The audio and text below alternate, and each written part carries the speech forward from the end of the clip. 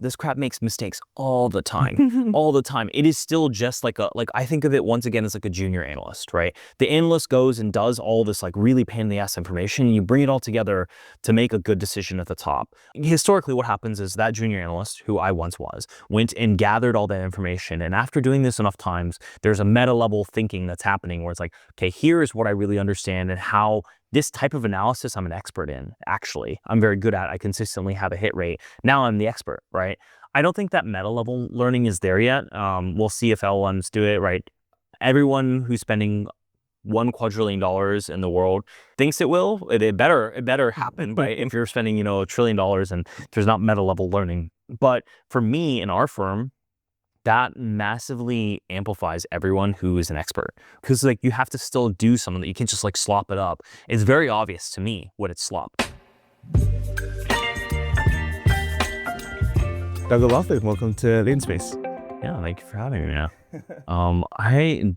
After all this time, is it okay if I just call you Swix? I feel like that's where my brain is. I've known you for so long. You can call me Mule if you want. I'm not care.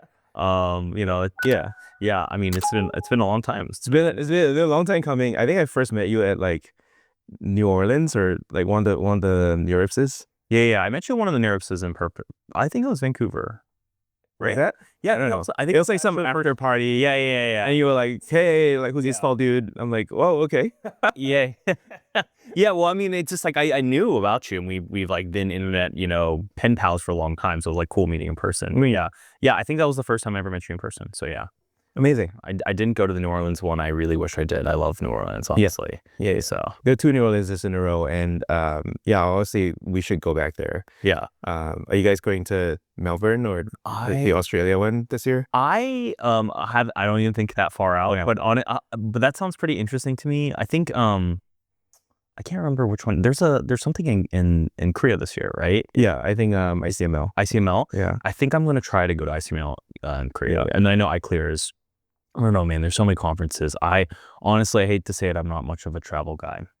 Well, yeah. I mean, I'm glad to catch you. I mean, I am traveling to you. Yeah, thank you. I really appreciate it. Yeah, actually, yeah, it was fun. Yeah. I did not know that I'll be caught in a snowstorm. Yeah. It's funny. I feel like people recently have been coming and they keep getting stuck in these snowstorms. So yeah, first blizzard in 4 years or something like that. Thank you for coming. Yeah, it's a pleasure. And so you want to go back. You used to be anonymous. You used to be Value Mule, which is how I know you. What's funny is that Value Mule is like the very first one. That's the deal. Yeah, I don't know how I noticed you. I was just like, oh, this guy seems smart. Yeah, I don't know, dude. I mean, I remember noticing you too. So it's like, this was in the early, like the primordial days of Twitter. Yeah. Honestly, I miss those the most. It was like 2017, 18, something like that. Yeah. But yeah, I remember from Value Mule. So that's like the deepest cut. If you are even aware of what that is like the deepest cut that you could possibly have. And then I have another account, and then I actually have a third account, which is my main account these days. Yeah. Wait. Oh, which one is that? Okay. I don't want to dox your other account. Oh, okay. It's semi dox. Yeah. So it is there.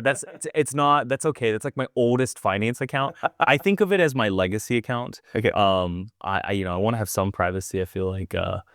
Yeah. So now you've gone all in on the brand and everything. Yeah. I got the brand and everything. Yeah. Cool. Same profile pic, So. Yeah. So let's do a little bit of the Doug story, because a lot of people hear about Dylan, and I wanted to just make this the Doug story, make the Fat Knowledge story. You used to be a value investor. That's kind of how you were Value Mule. Mm-hmm. And you had a mentor or something that nerd sniped you into semis. Is that the story? No, actually, I solo nerd sniped myself. So I wouldn't say value, because for everyone who's listening to this podcast, might as well be value, right? Maybe quality focus back in the day, but we had this whole thing where we wanted to buy quality compounder companies, and the one I found that nerd sniped me, all the like single shot me, is I found ASML. Yeah. And I like fell in love with it. And then after ASML, I just like read about all this stuff, how complicated it's to make these, who are the people who are able to make them. And then Semiconductors, the whole downstreams all from there. But it started with ASML in 2018. I really fell in love with it. And then I read like textbooks, and I just like kept going deeper.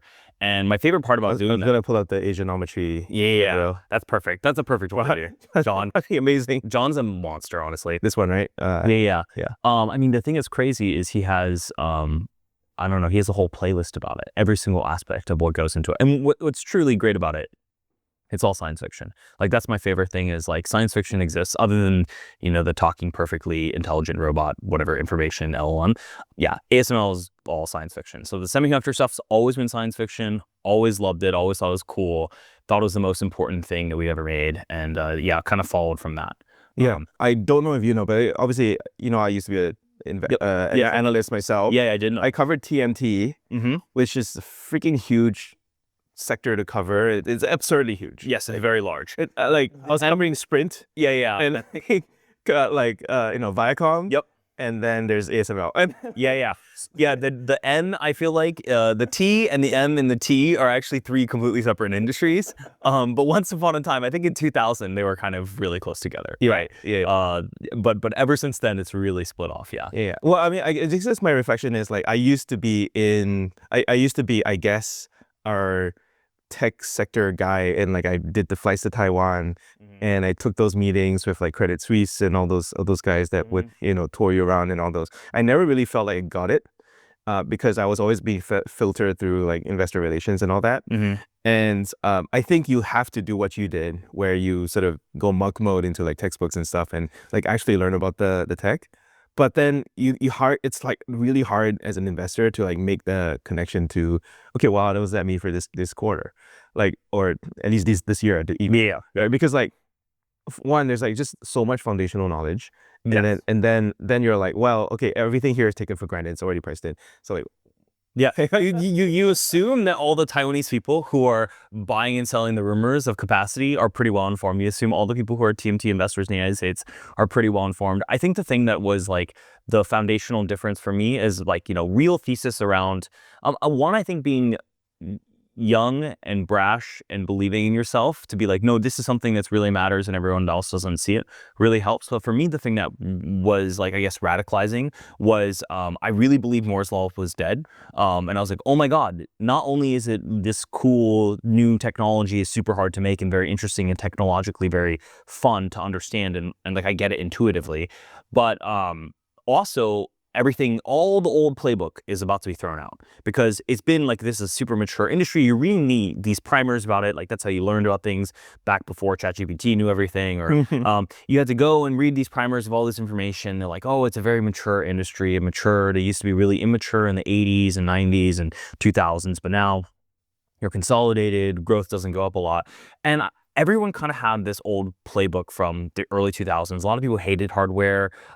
There's just this perception that semiconductors weren't as valuable. Actually, software was the most valuable thing. Now software is getting shit on, but that's like outside of the scope of this. But people just thought it was this old, mature business that had nothing new under the sun. Meanwhile, every single day, just making a new chip was like science fiction. People took that for granted. And when the science fiction ends, because you can't make the chips as small as you could, all of a sudden, all those free gains you got go away and you have to think about it. And what happened for semiconductors specifically is it created a lot of pricing power or value for everyone who knew how to make a good chip. So Nvidia is probably the best case. You could talk about parallel compute and all that stuff, but it's not just like they know every aspect of it, from the chip to the networking to the design to the scale up, the whole thing. It is like, versus in the past, it was just CPU gets better, go burr, right? And so I think that I had a really deep belief that Moore's Law was ending and everything would change. And so coming in with that like thesis at the top level just like made me want to attack every little assumption, and something that really changed as well. And dude, this is honestly my favorite post I've ever written. It's like it's like a ChatGPT-3 and the writing on the wall. In like 2020, I get an early pitch to for fabricated knowledge, and I'm like, hey, I'm gonna make a release. Moore's Law's over. Scaling laws seem like a big deal. If you simplify it all the way through, is like, okay, supply divide, demand, right? Yeah. Demand is growing a lot because of scaling laws. Supply is actually slowing down because Moore's Law is completely screwed.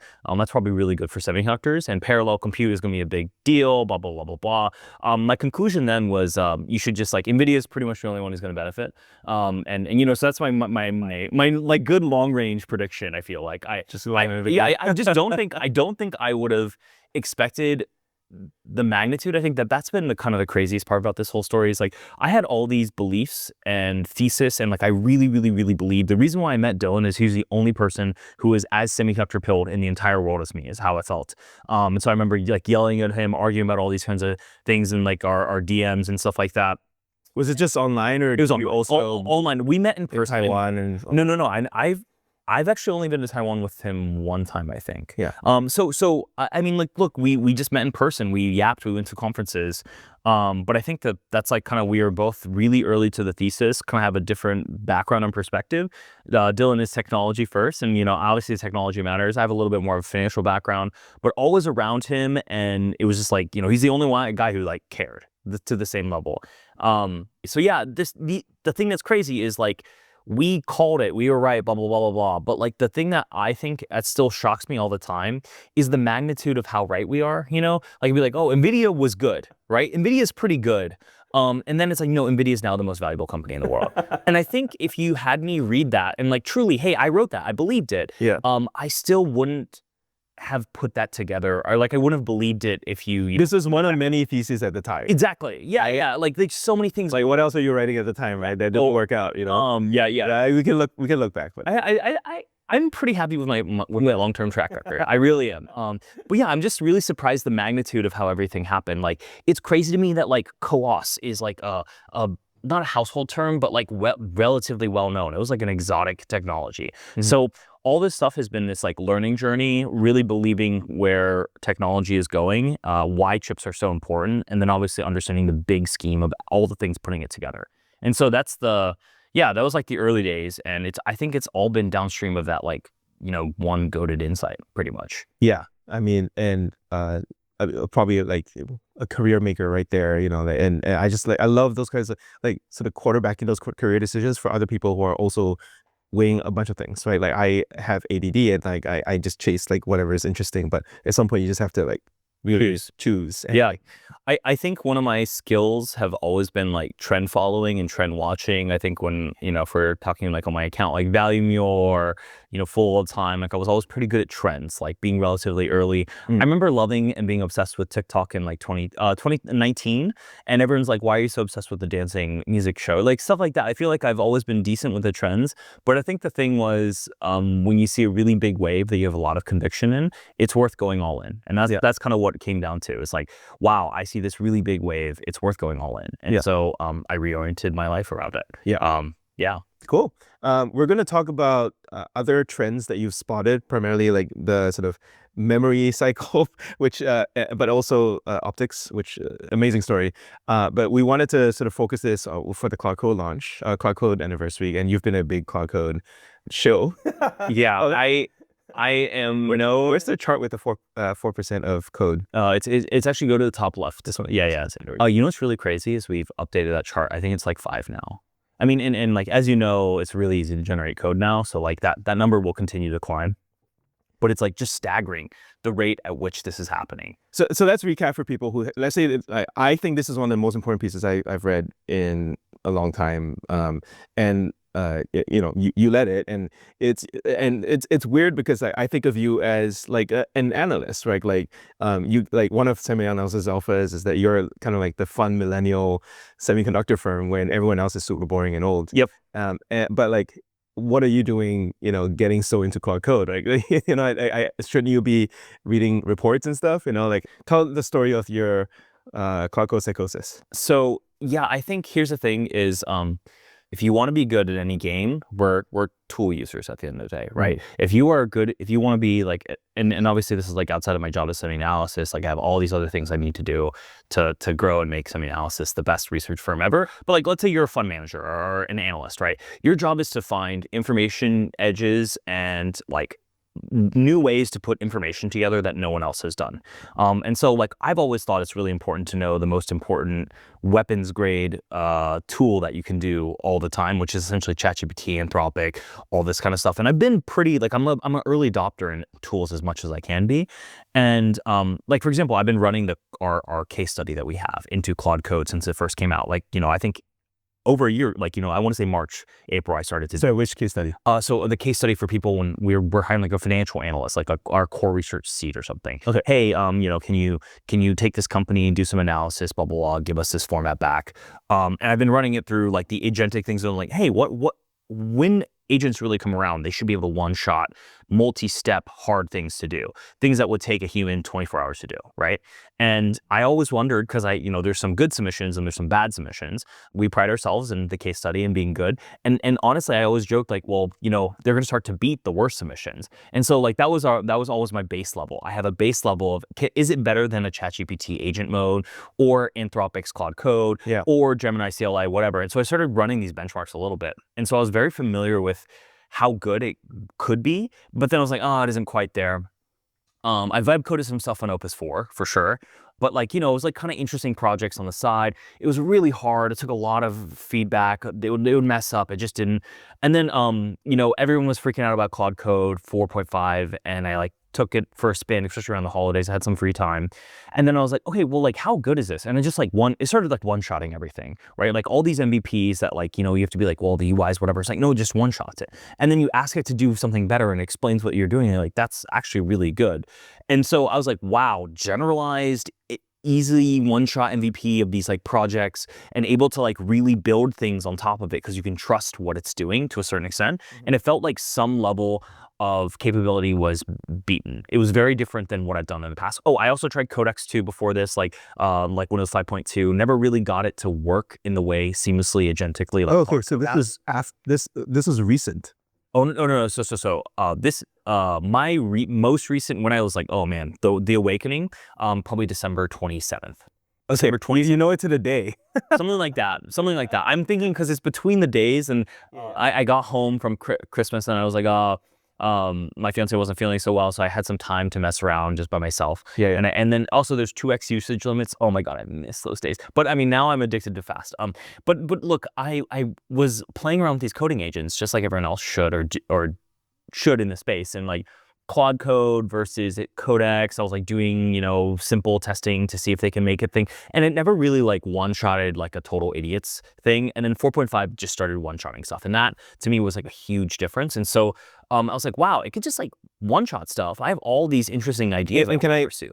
Is it Excel sheets primarily? No, not Excel sheets primarily. I would say it's usually a mix of like a dashboard or Excel or something like that. But a good example where I think Excel, it's moderately okay at like, let's say one-shotting a basic financial model or like just taking and putting information from one place to another. It's not at human level, but honestly, if you know much about investing in being in the business, it's like, is your model, being 5% more accurate really going to ever make a good investment decision or not? No, never, not once. Like no one's saying, oh yeah, my estimate is always 1 cent more tighter than everyone else, and that's why I'm good at stocks. No, it doesn't matter. It's like fell side is ridiculous because like everyone's like, I'm bullish because my EPS estimate is like 10% higher than the street. Yeah. And I'm like, oh, who cares? Well, I mean, as you know, sell side, if we're going to do this, is like shots across the bow on sell side. I mean, look, one of the reasons why SemiAnalysis has such a successful business is because I think sell side as a concept is very broken. If you're talking about waves and things that are changing, sell side in a lot of ways is this hereditary child of like, let's say 30 or 40 years of banking, where you had, a company go public, so you needed someone to talk about it, to issue securities, and so you're selling the stock. You're literally selling the stock. But you have to be independent-ish, so your ratings, buy, sell, hold. One of the biggest sales you could do is like when your company IPOs, we'll talk about you so people know who you are. That's the core original part of the sell side, right? And the problem is like all the research kind of has this like really kind of fallen apart. It's just not different. A lot of banking regulations has changed. And so like the primary information process, it's like a 40-year-old business model on its last legs. And so, I mean, that's one of the reasons why SemiAnalysis is so good, is because we are not focused on being a 1 cent EPS thing, which I would argue isn't exactly skill. It's just mechanical maintenance. We are really good at understanding when technology changes and how that impacts everything, right? Because it doesn't really matter if one EPS is slightly higher or lower. It does matter if, like, I'm just giving an example of AMD's Helios rack is super on time and is like out at the gate ready to make tokens on this day, because that's going to be billions of dollars of difference in revenue for AMD, right? Or some networking technology or something like that, some bottleneck.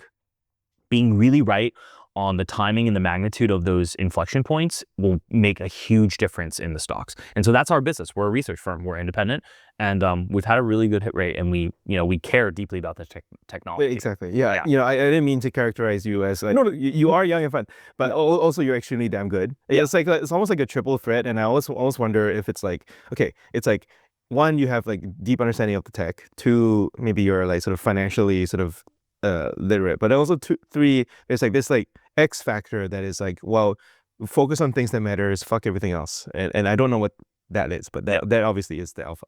Yeah, 100%, 100%. That's always been the analyst PM conversation. It's like, hey, there really is only one or like three things that actually matter, right? Find me those three things. Find me those three things, right? And then there's all this information. What's actually that's the hard part. But yeah, I think the thing is like we're really focused on finding the things that actually matter, right? Like the things that like, hey, this SerDes is faster than this SerDes. This case doesn't matter. This one actually matters because now you have a giant opportunity. And so that's what the game is all about, I think, in terms of the research from like a finance perspective. But on top of that too is just like when you do so much research, all these different little industry parts are so hard to understand, man. Like you go to some networking conference and you're talking to a guy who works at a company they're talking about their new email versus whatchamacallit laser, I can't remember what email's replacing, blah, blah, blah. And you're like talking about all this stuff and they have PhDs and you don't, okay? Everyone has a PhD at the deepest level and they're all doing, so you have to understand all these deep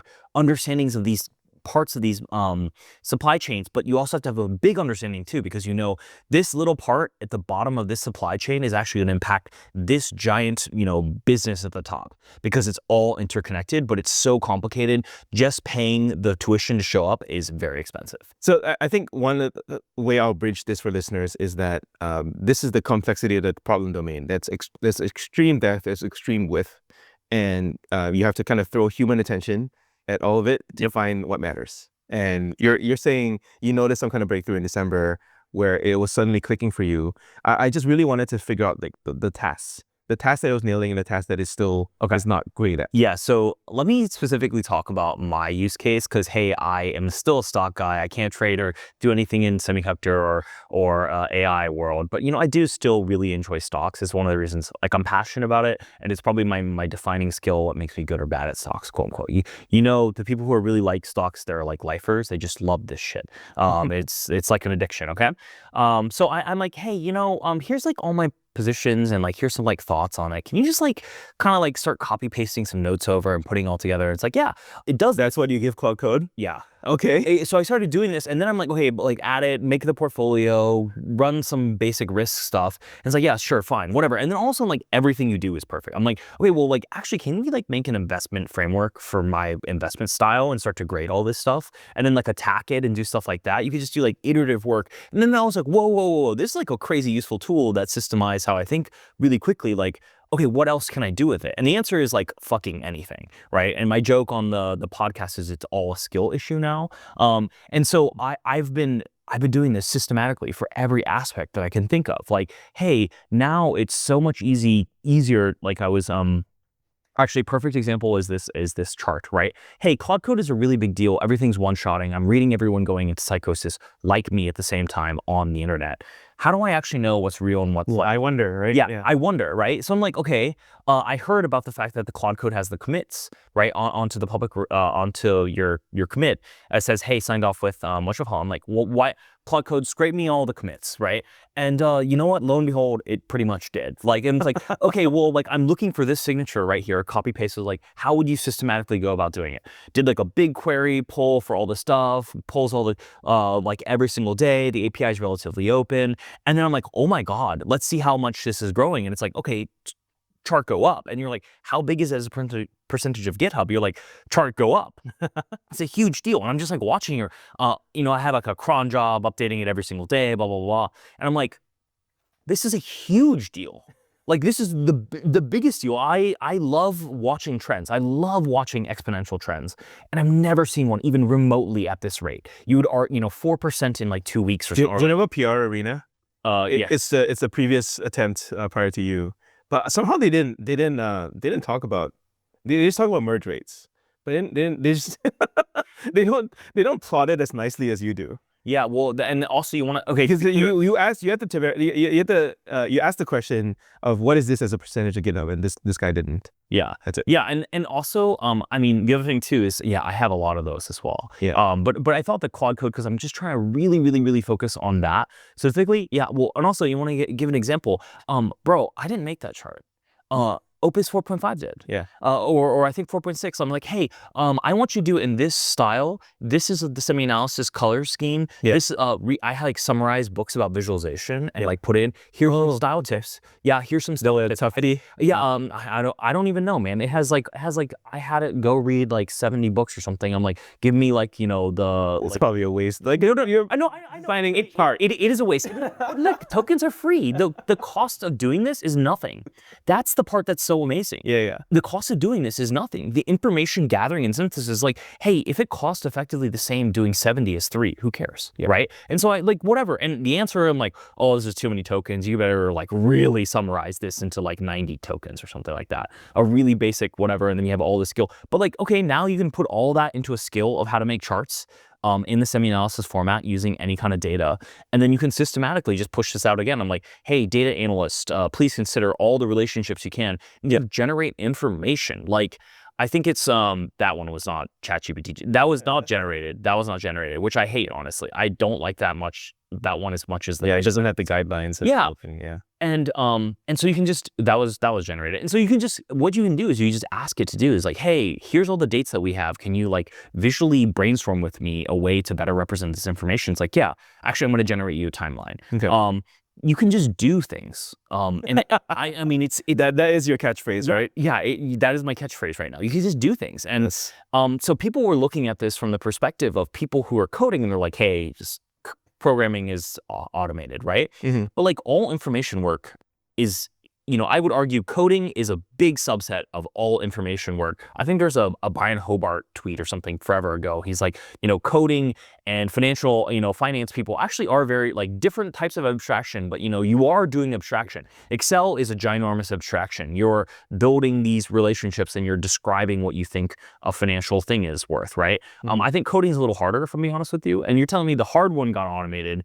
Why can't the easy one get automated? So I started to ask myself, how much can we do? And the answer is it feels like a skill issue. It makes errors on the margin, but you can kind of force it into like, for me, I love using rubrics, right? Hey, I care about X, Y, Z. Out of 10, score this, and then you can really do multiple things. It helps with the stochasticness. Do you put it all in one prompt, like the task and the rubric for the task, or do you put the rubric after all the tests are done? I actually have two versions of this. I'm like, hey, you can pull all this stuff together, just run the rubric or whatever, or you can do the task and the rubric. It just depends on how you want to do it. Yeah, because obviously if you put it task and the rubric, then it can iterate itself. Mm-hmm. But if you put it after, then it's probably more likely to pay attention to the rubric. Yeah, exactly. And well, and the other part of it too, yeah, it will iterate, but like the context rot doesn't matter. I kind of like it to be separate because the thing is, it's like, okay, it needs to be this like fresh look at it. You have to think of it kind of like it would perceive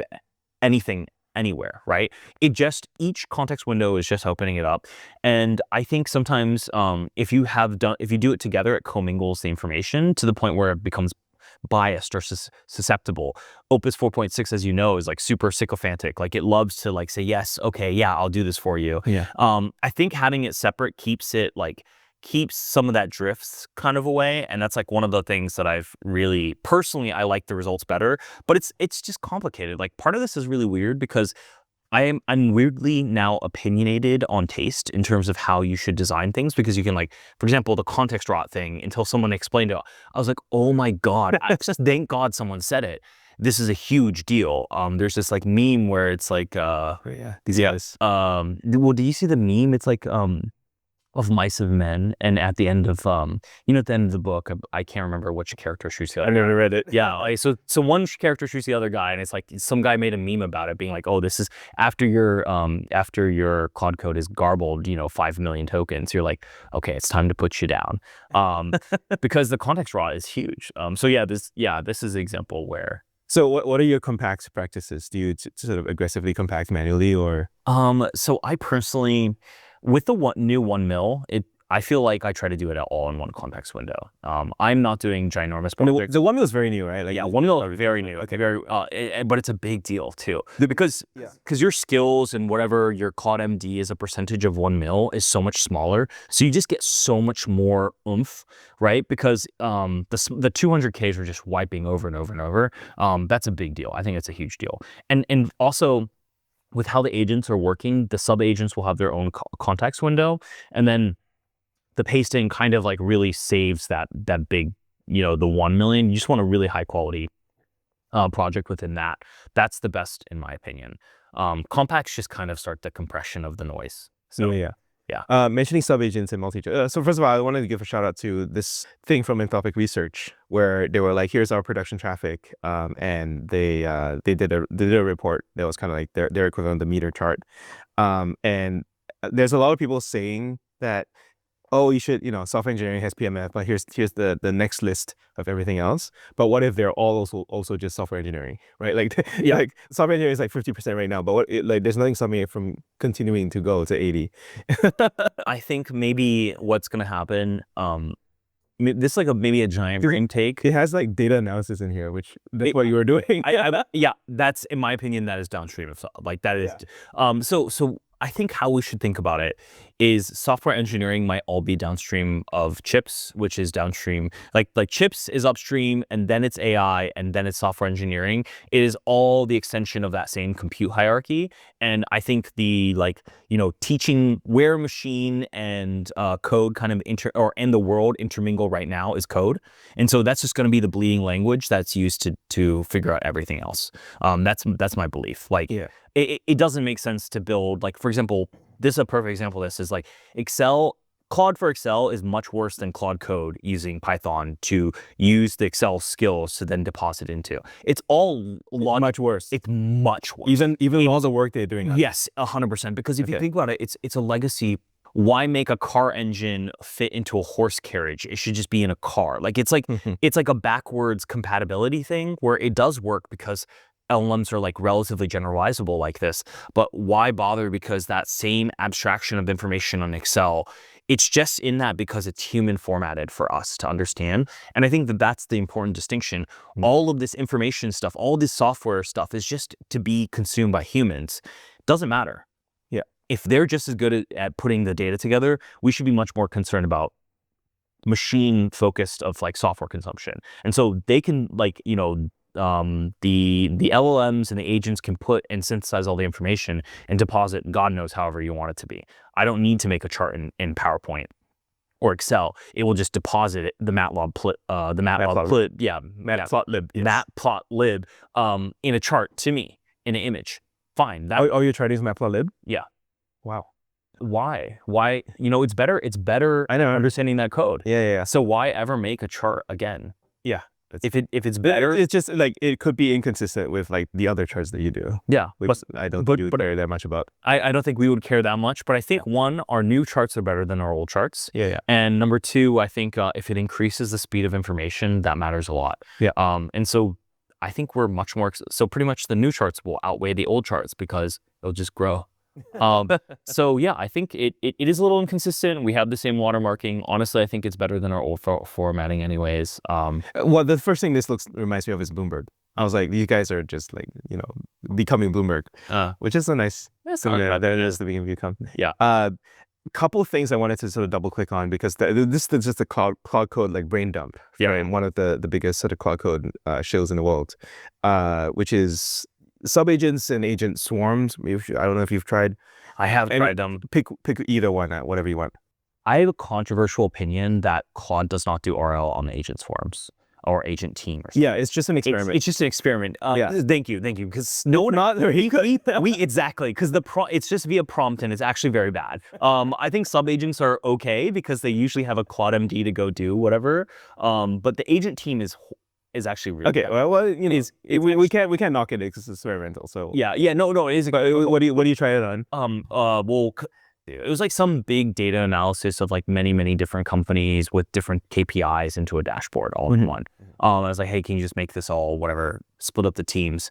Speaking of that though, you say that, but Kimmy 211 Agent Swarm is actually good. I have also tried that. That is actually really good. So I did some like, example of things that I was never available to me, like internal benchmarking of these models and be like, hey, here's a set of problems I'd like you to do 20 times. Can you do them? And then I can measure the performance between them and then like do qualitative, like what's the difference between X and Y? Yeah. That was completely out of the hands of me, a normal guy, like 3 months ago. Okay. Now it is completely available to me. That's awesome. Like I care about this stuff. And now I have the tools that's able to automate and do a lot of this stuff because, hey, all of software engineering is like partially automated. And so, I mean, my experience is the 2.5 Swarm actually improves the model's performance meaningfully. The agent team makes it meaningfully worse because there's clearly not RL done. So it isn't context aware of what's the best thing to be done. And yeah, so I think it's interesting. I like sub agents because it's usually a little bit cleaner on a task to go do it and then come back. But the agent team is just very...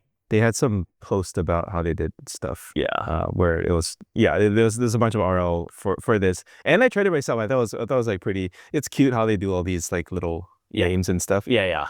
Also, it's crazy how like the setup, it's a lot of compute. To just run the Swarm, I think it's like a 16 node of H100s.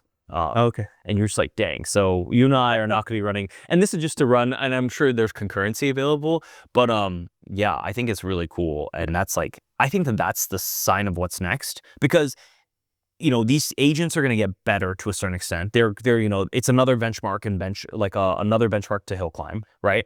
But then it's going to be how many of these together in a bigger chain can you get to work? That you could argue it's kind of like a scale out of the reasoning problem too. Hey, how do you get these, like this one agent to essentially get a verified whatever, put it into a bigger process and do more information work? That's the next thing, and it's important to have context windows that don't garble up into random stuff, and is able to do just like good enough with token efficiency. I think is a huge part of that. Yeah. So yeah, that's kind of what our experiments have shown, at least in terms of like the agent swarm versus like not. I think it's very clear the agent team out of Claude is an experiment. But Kimi showed better. they'll definitely do better. But the Kimi 2.5 tells you that this is already, boom, perfectly great new place to do more work on, completely available to us right now. I think it's huge. Because if these agents get any better, like, I don't know, I'm never going to sleep again.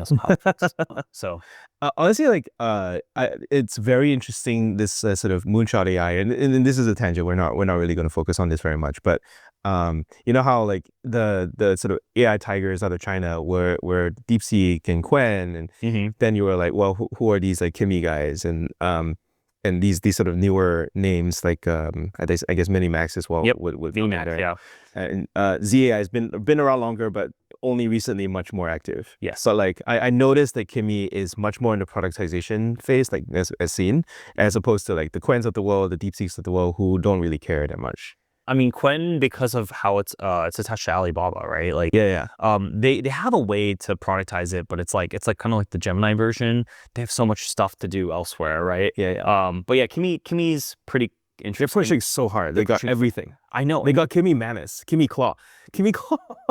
Yeah, I know. Kimi Claw. I haven't. Yeah, dude. I was gonna say, have you messed around with OpenClaw? Because I did. Yes. I remember. What was it first called? Claudebot. Yeah. Dude, I was going to say it was really, really euphoric. I was like having it read all my emails and my calendar and do all this stuff. And I was like, wait.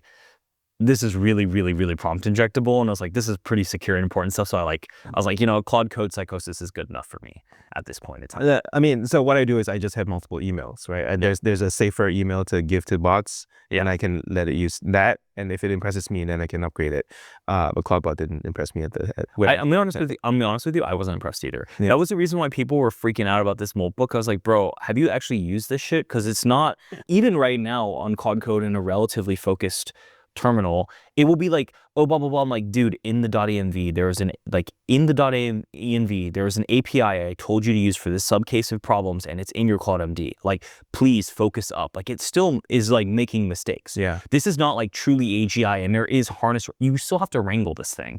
But it's not like a perfect skill follower. And the context in each attention window is going to like change. And sometimes it'll be lazy, sometimes it won't be. But it's definitely good enough to do a lot of information with. Yeah, I was going to... so I use our Discord as basically like a a way to just bring information in and out. I saw this too, where basically like a lot of people are just setting up things that they could have done in Zapier with Claudebot because they're like, well, now I'm like AI pilled, but actually they just done it more securely with Zapier. Which I think it's kind of interesting. I guess I do think it's kind of interesting, but I think but the difference though is Zapier. I mean, I remember I've tried to use Zapier before. Yeah, it's also not very good. It's also not very good. The difference though is like, and that's okay. Like it's okay to be early to something and just wrong because you weren't the one that made it happen, right? Claudebot, the Claude Code, Claudebot, whatever, all this stuff. The reason why it's so powerful is it gets to completion, right? And like, okay, Zapier, maybe you can get to completion all the time, but like, man, it probably took you like 8 hours of clicking through things and like copy pasting crap to make sure it all works and it's all secure. And it's like, well, Claudebot did it, or Claude Code did it in like, 4.5 minutes. And that's good enough for me. That's a faster achievement. And so like, it's totally okay that they're right, but they were just not the right mechanism, right? You see this happen in information, like in the history of like compute. I think there's also like an innovator's dilemma thing where Zapier, as a pre-existing business, had this view of the world of automations as like very strict sort of on rails workflow type things that their giant user base already uses. They couldn't like really pivot that much. Yeah. So that's why I think like one of the co-founders left because they were like, well, I can't exist within this like you end up becoming with the box will control you. You are it's your golden handcuffs. Yeah, it's just like your cage. You're gonna act like how you are in the cage, and so yeah, that sucks for honestly. I feel like that sucks for the framing I have is like your priors become your prison. Ooh, that's pretty good. That's pretty good. That's pretty good. Your priors become I haven't blogged that yet, but I should. You should. Your priors become your prison. I like that a lot. Coming back to Claude Code, I also want to make this like the sort of Claude Code. No. That like I want to indulge because like that's how natural conversation goes, and I think people like enjoy that, right? And probably that's the only time we'll talk about Kimmy. Yeah. So like, do you use hooks? Do you like give me like the Doug O'Loughlin Claude Code setup? I had just like essentially a few base skills.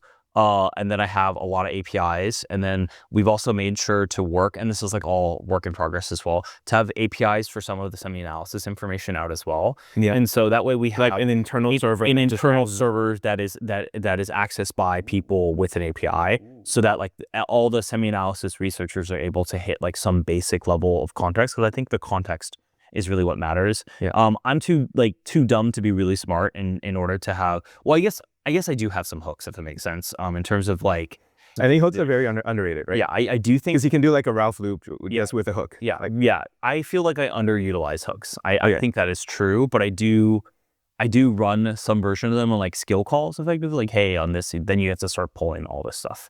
But I think in the beginning, I tried to do all this like hook stuff and like compounded stuff like that, and I found that like the Gastown Ralph loop era, it's like it is a sign of what will come, but I just don't think there's enough fidelity to like make crazy multi-turn something happens. So like, okay, actually less is more. Try to have like a strong set of smaller skills with a good amount of context information to be pulled in, and then at the beginning of every session, ask and focus on what you want to do, so that like it prompts the like, not like a Claude within a Claude whatever. So here's the goal to finish within this single context window, and then get it done. And this is like my generalized research thing. Hey, I want to look at the price of NAND since 1984 or something like that.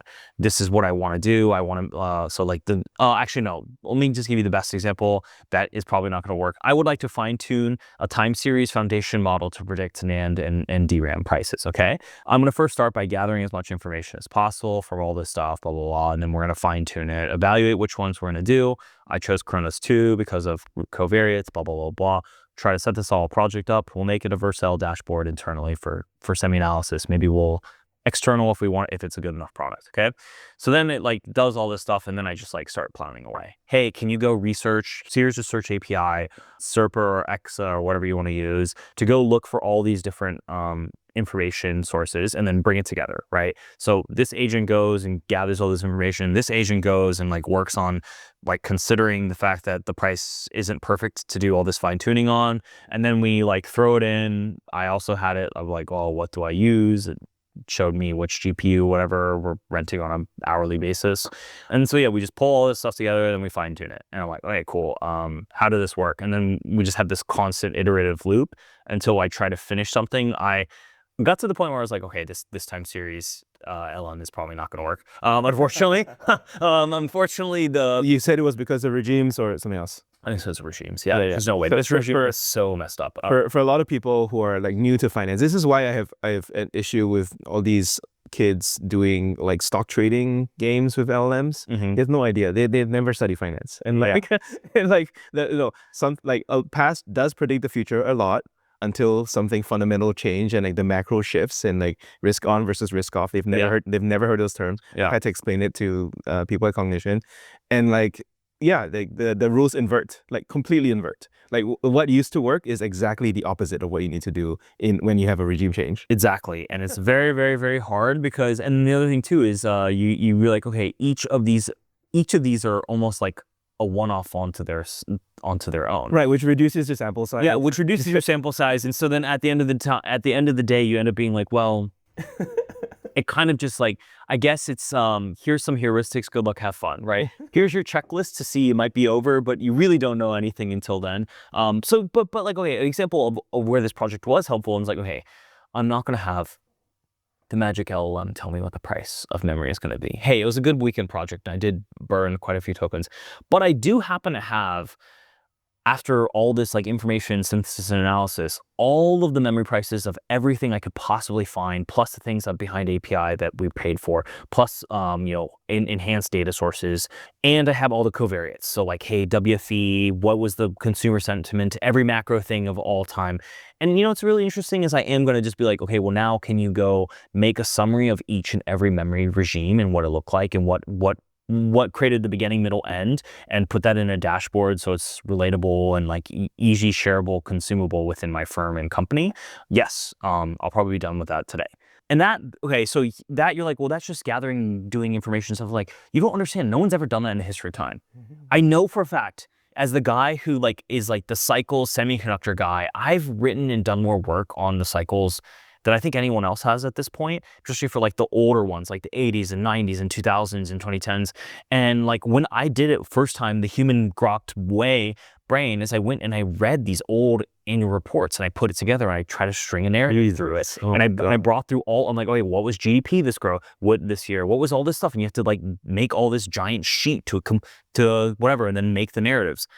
No, none of that shit, dude. I mean, this is like too much information to gather. It's like a lifetime of work. It's like a PhD project. I did it in a day, 2 days. Yeah, I mean, I think the pushback would be that then you don't have enough expert information to criticize the reasoning that went into the report that you're slopping out. There is some slop. I definitely agree with the slop.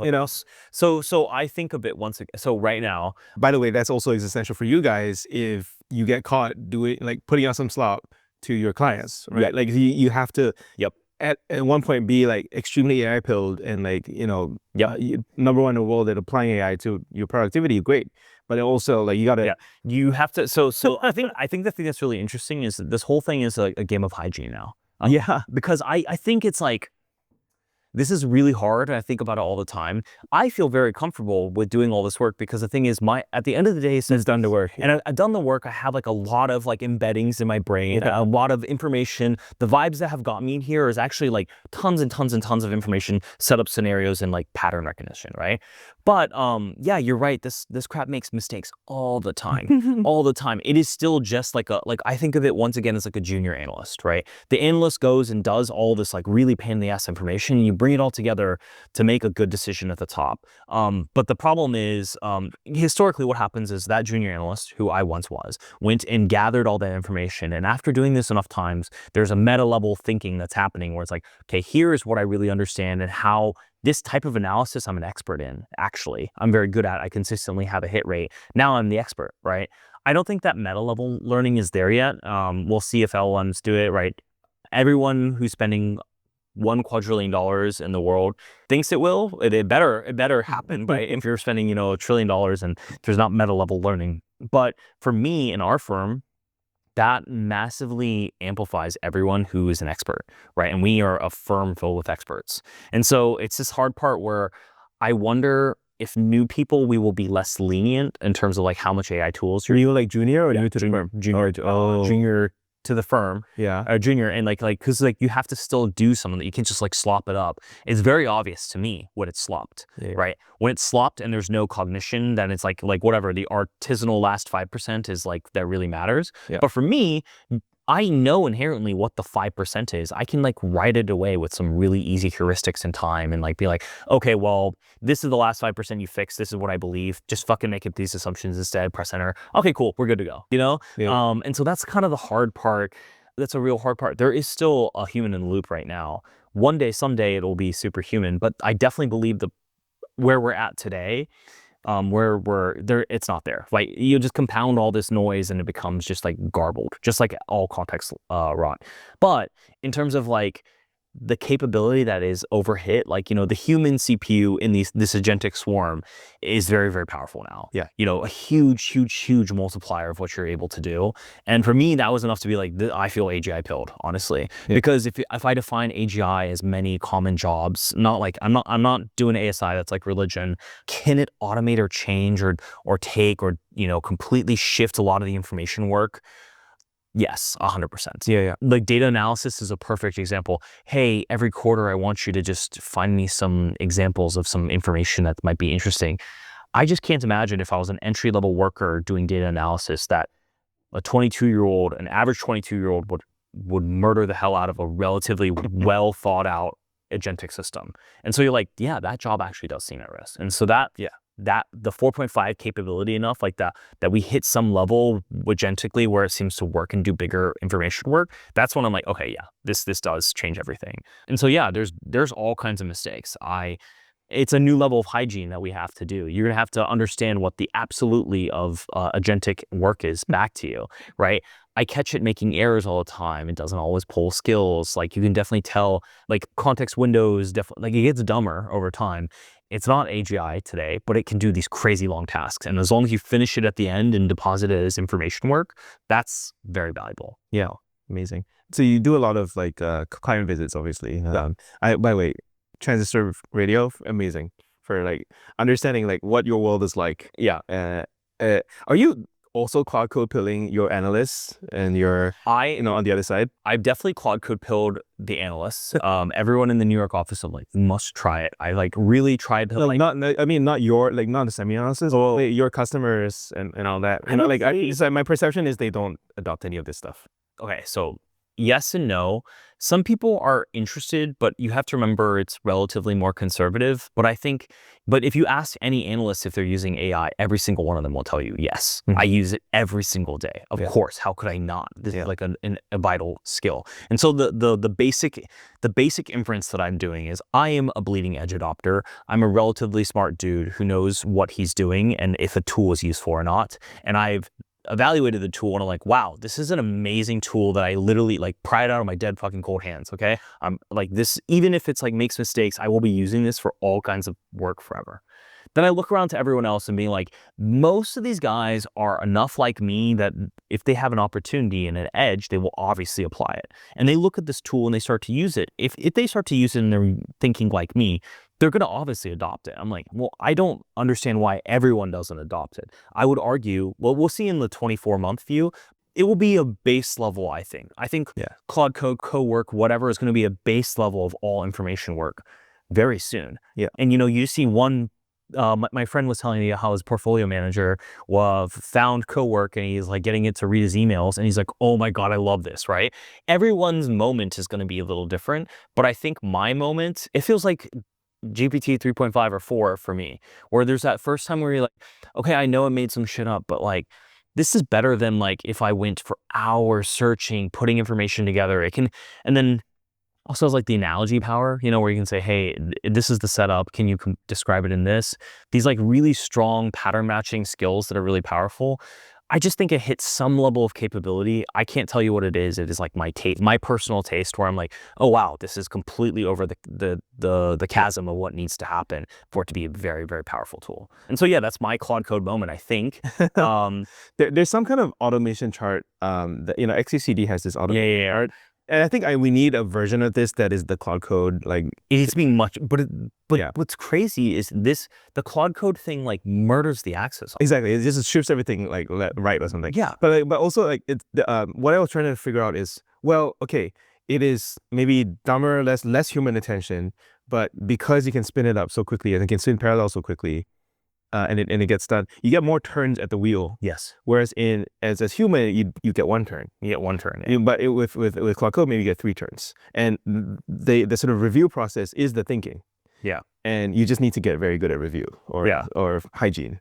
Yeah, I think of it as hygiene. But the thing that's like really going to be painful though is like a lot of my expert opinion has been built by like, it's like pre-phones and not, right? Like your attention span, like, the children are cooked, okay? Like, the attention spans are really bad, all this stuff. Like, I read this like really sad thing. We're like, oh, we're getting dumber or something, first generation. I don't know. I'm not gonna, maybe that's like. Did you see the Coinbase earnings? Yeah, I saw the Coinbase. So like you have this thing where it's like, okay, and it's cute and all, but like it's such an addictive technology that like, I feel very grateful that I'm like, well, I understand what I'm doing, have this history of doing stuff and able to apply a tool. But like people who are riding this curve, it's gonna be very dangerous. It's like giving everyone, and I was strong. Yeah, it's so funny. I think you should just do that. Yeah, we do it with some of the SemiAnalysis memes, and the thing is, you say some of this brain rot is like so bad, it is terrible, but some of it is also like, it is hitting some attention mechanism in my deep primordial monkey brain. Stimming you. Yeah, it's stimming me, and you're like, I can't look away from the Subway surfers. So yeah, you couldn't look away. I had to pause it. Yeah, hey, there's like, have you ever been at like a bar when they play like these like weird, like there'll be like TikTok videos for lack of whatever, and you just watch. There's TikTok bars in New York? No, not TikTok bars, not TikTok bars. Okay. It's like, there's like essentially a B-roll channel that they'll like sometimes play in public spaces, and you will just find yourself like being engaged with it. Like there are certain things that just, it works. So yeah, sorry, that's completely off. But I wonder, this Claude Code pill is very powerful for me. I believe it will change how it all works. It'll shift all of that over massively, the chart.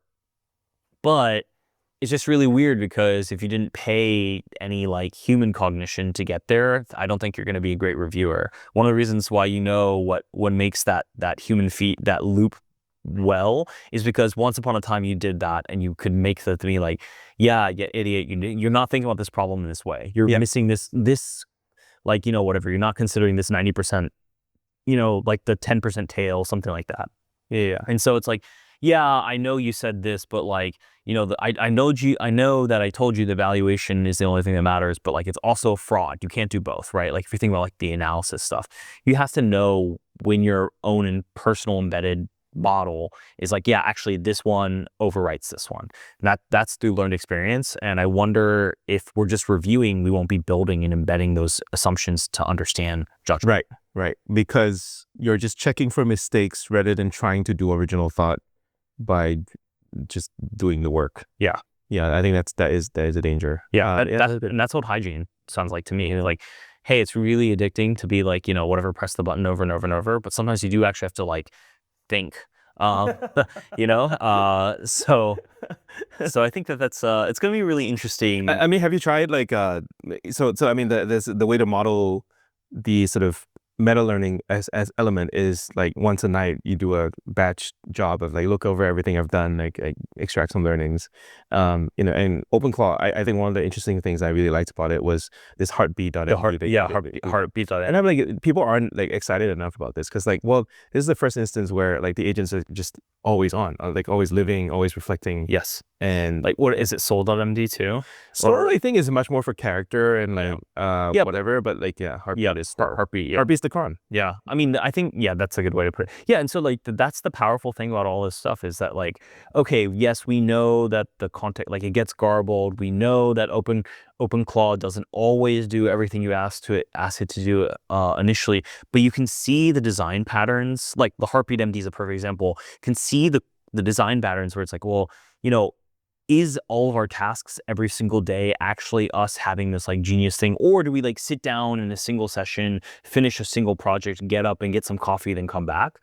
If it's that, and you could just you can make the heartbeat.md consider the like the session to session and like, hey, meta learnings, all this stuff, and it's only specialized and focused on one form of doing something. So it actually does have a context of all the, like, I'm thinking like a customer service agent or something like that. It does have the context. In fact, it can look at every single time it's ever happened. That's actually information and context no human could ever hold. You're like, wait, that feels like HG. Like that's effectively good enough to do a huge information task. And have enough context and be able to fetch it, and maybe like there would be some verification to make sure it doesn't just totally mess it up. But that to me feels like a design pattern that you can build something on. And so that's the vibe, is that we've hit some capability that you can build these much bigger blocks now. And those bigger blocks are not just like this single line of code. It might actually be a business. It's kind of crazy. Like I wouldn't have put myself as AGI pilled. I think 4.5 is like actually. I think my own timelines have moved up a lot. Yeah. Are you guys watching GDPval? To the best I can, but I feel like I'm mostly just trying to. No. To me, when GDPval came out, so I'll just. Yeah. GDPval is like basically a broader sweep bench, let's call it, where it's like applied on every profession that is white collar that you can model, and it is above like something like 2 to 5% of GDP, something like that. That's why it's called GDPval. And they had human experts do the tasks and as well as GPTs. And here's the results, right? Like and where 50% is parity with industry expert. Yeah.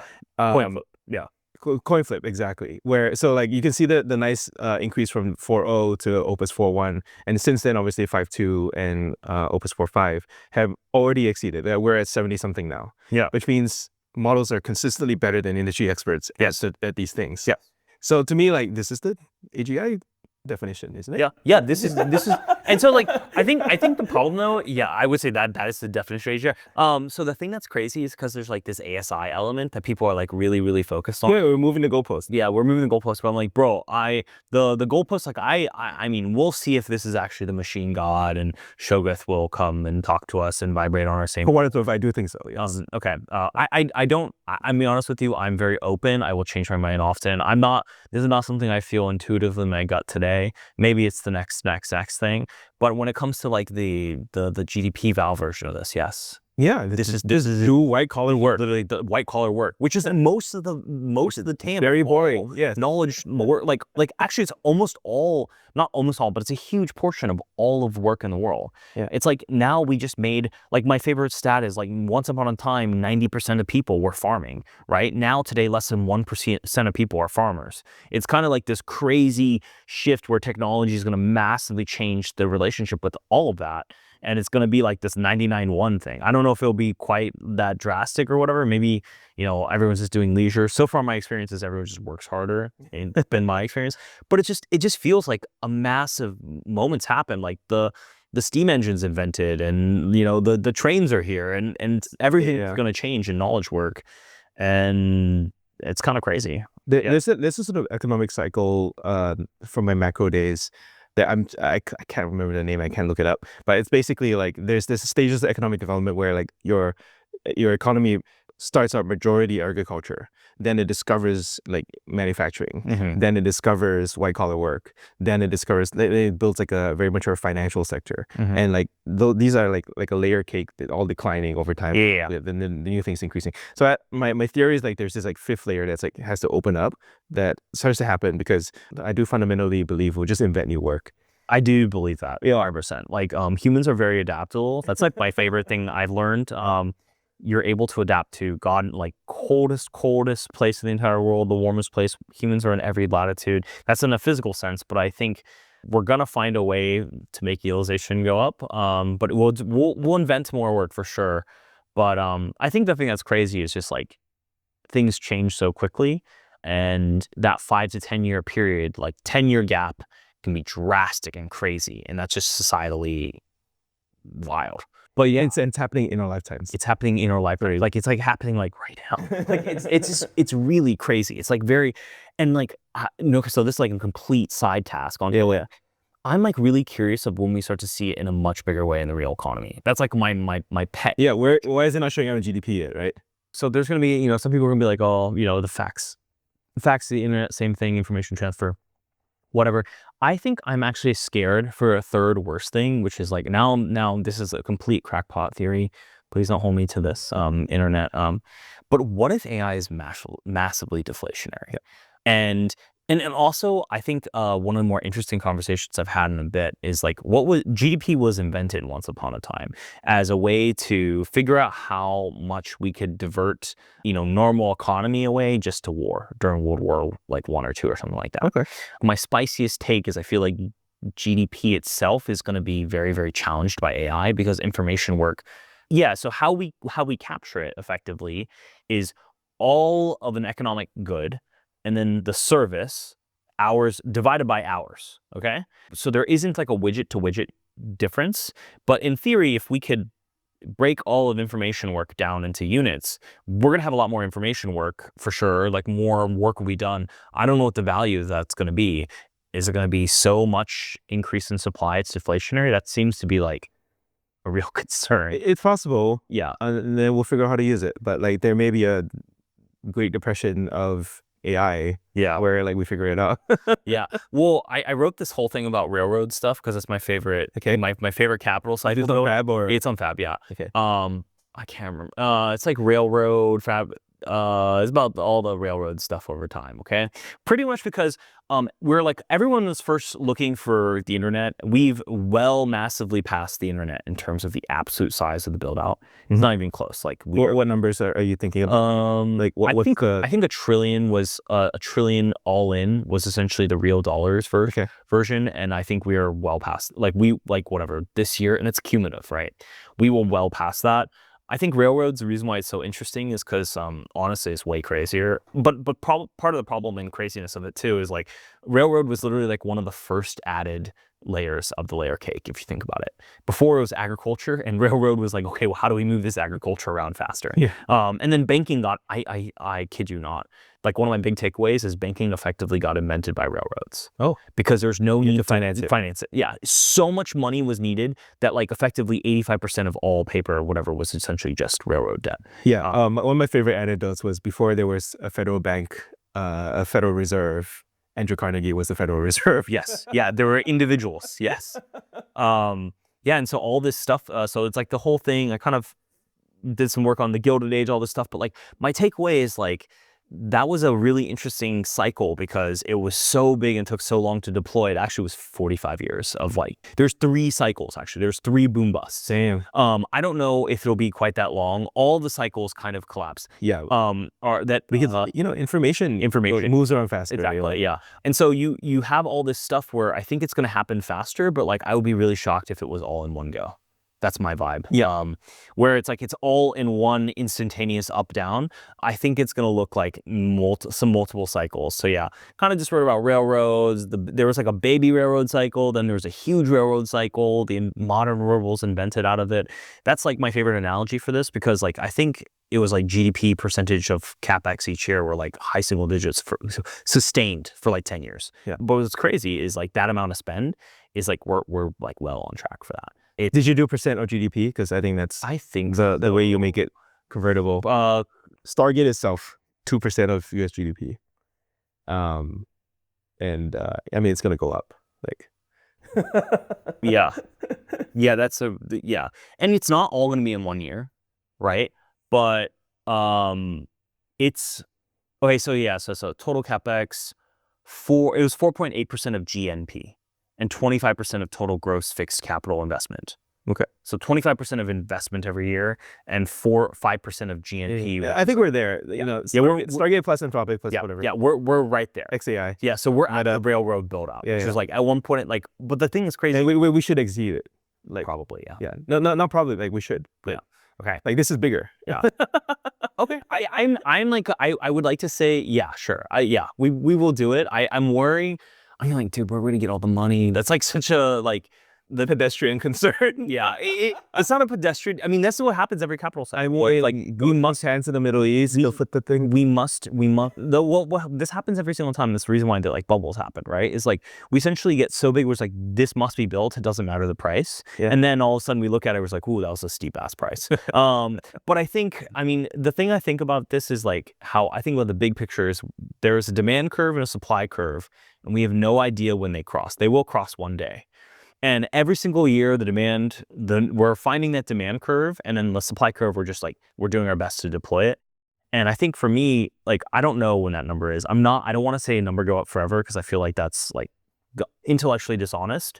But Claude Code for me is the first time where I'm like, and we're bringing it all back together, where you're like, demand go up so much. I am now guzzling as an individual. Like, for example, I'm off max. It's not enough. It's not even anywhere near enough. Like, I mean, some people buy like 5 maxes, and then they rotate. Well, yeah. So I'm on fast. I'm on fasted with 1 million on API, that is like an addiction level, if it makes sense. But yeah, I really think it's the first time where like, okay, well, actually, how much is this worth to me on a yearly basis? I think it's like $20,000 to $30,000 easily. Yeah, like if not more. Like, I don't understand, like, I can't price it. I have no idea the elasticity. Yeah, you pay for a perfectly compliant junior analyst. Yeah. Right? And so what's that cost? Like, $90K. That's able to work in parallel. Yeah. Like, you can have 100 of them. It's kind of crazy. Yeah. So it's a skill issue if you cannot manage a junior analyst that 100%. Is $20K a year. Yeah, 100%. Which, like, I mean, okay, like, you know, skill issue is like it's your fault, but no, like, we have to learn how to do this. It's 3 months old. Exactly, it is 2 months. That's the correct way to put it. It's like it was definitely a skill issue that you didn't know how to get like your settings on your iPhone to work. You know, at one point in time, but like in the very first month of us having it, no one's gonna be like, yeah, you idiot, you rube. You don't know how to use your completely new technology that got birthed last month. Yeah. I think it's just about it's a bit of time, and it's like kind of interesting because you're like watching. I mean, it's cool is that if you're like on this absolute bleeding edge, you get to see the design patterns like blossom in real time. And like we have this like really older guy who's like been through the history of technology since like forever back then. He's like one of the most interesting intelligent people at SemiAnalysis, and he talks about how who is he? Tanj. Okay, so like he said this like we had the conversation one time. He was talking about like early internet, how like it wasn't actually sure if the browser was going to win. It was like a remote web file service. Some people thought like, well, I'm just going to reach and play with someone else's web files remotely, right? Who knows, right? And that kind of, you know, it kind of is a remote web file. Who the hell knows? So they were design pattern searching back then, and I think we're at that again, where all the design patterns are open, and it's like really interesting because there's many different ways this could go. Yeah. And we're gonna have to kind of collectively agree what's the best set of hygiene, set of design patterns, what's the level of abstraction, and then like all the rest of how much SaaS it will disrupt, everything else, who the hell knows? But you get to watch it like front row seat right now. Yeah, I mean, my biggest one, and I do want to bring it to semis in a little bit, but is the IDE. 2 months ago, we had Steve Yegi from Gastown talk about how 2026 would be the year IDE died. And I like 3 weeks ago, I recently was like, shit, he's absolutely fucking right. It's over. Yeah. I'm really wondering too, because like IDE, so I think that same, the reason why I'm so excited about this is I get to like, look, my daily driver was never an IDE, right? My daily driver was like Bloomberg or Excel or something like that. But I have a personal belief. It's not happening yet because we're not quite there in the maturity curve. Like software is just gonna be first. But the year like of, you know, Excel is dead for finance. Yeah. Like it's Excel is the IDE for analysts. Excel is the IDE for analysts. Bloomberg is the IDE for analysts. Like I believe every one of these IDEs are done. It's dead, over and gone, and dead. I just think it's why? It doesn't like, just imagine the concept of you. Like I remember when I learned Bloomberg, I had to like watch videos to learn about all the random subfolders, and keys, how to use this, you know, the tactic knowledge of using this function versus that function. That's like crazy to think about. That is like horse and buggy, okay? The agent with the information that can perfectly retrieve and analyze stuff is going to have the ability to pull that all together in a better UI than it was with no legacy, whatever. I think all of that is dead. And like, this is why like my spiciest take of all is like Microsoft is a lot to lose. I think they have the most to lose of everyone. Yeah. Because Excel is a human IDE for information work that's generalizable. So is PowerPoint, so is email. Those are the base core level of abstraction that I decided to be broadly generable. But I just don't think that matters anymore. I think Claude Code or Cowork or whatever is going to be the year that like it will destroy all of that. All that information work that where you sat every single year, it's over. I think that's the one that's like more shocking and scary, that like people don't believe. Like I believe in my stomach with conviction because I have already had that moment for me. Yeah. I will never make a chart in Excel again. I actually believe it. Yeah. It's hard to let go because I have so much like ingrained knowledge of like manipulating things directly in Excel. Bloomberg, there's no way that you know this, but like my very first startup was an attempted Bloomberg killer. Central Decay Office. I remember. Oh, you remember Office? Yeah. No. Yeah. You were one of the few. You had OG. I was a Sentio customer. You're a Sentio customer. I was a Sentio customer that got rolled in, dude. I remember like, how dare they acquire Sentio? I had a patent. We filed for a patent for similar tables. Anyway, one of my conclusions was like Bloomberg is just like three things. It's Slack, and it's the journalism, which is amazing, and then it's the data feeds. It's actually not really the UI. Yeah, it's not really UI.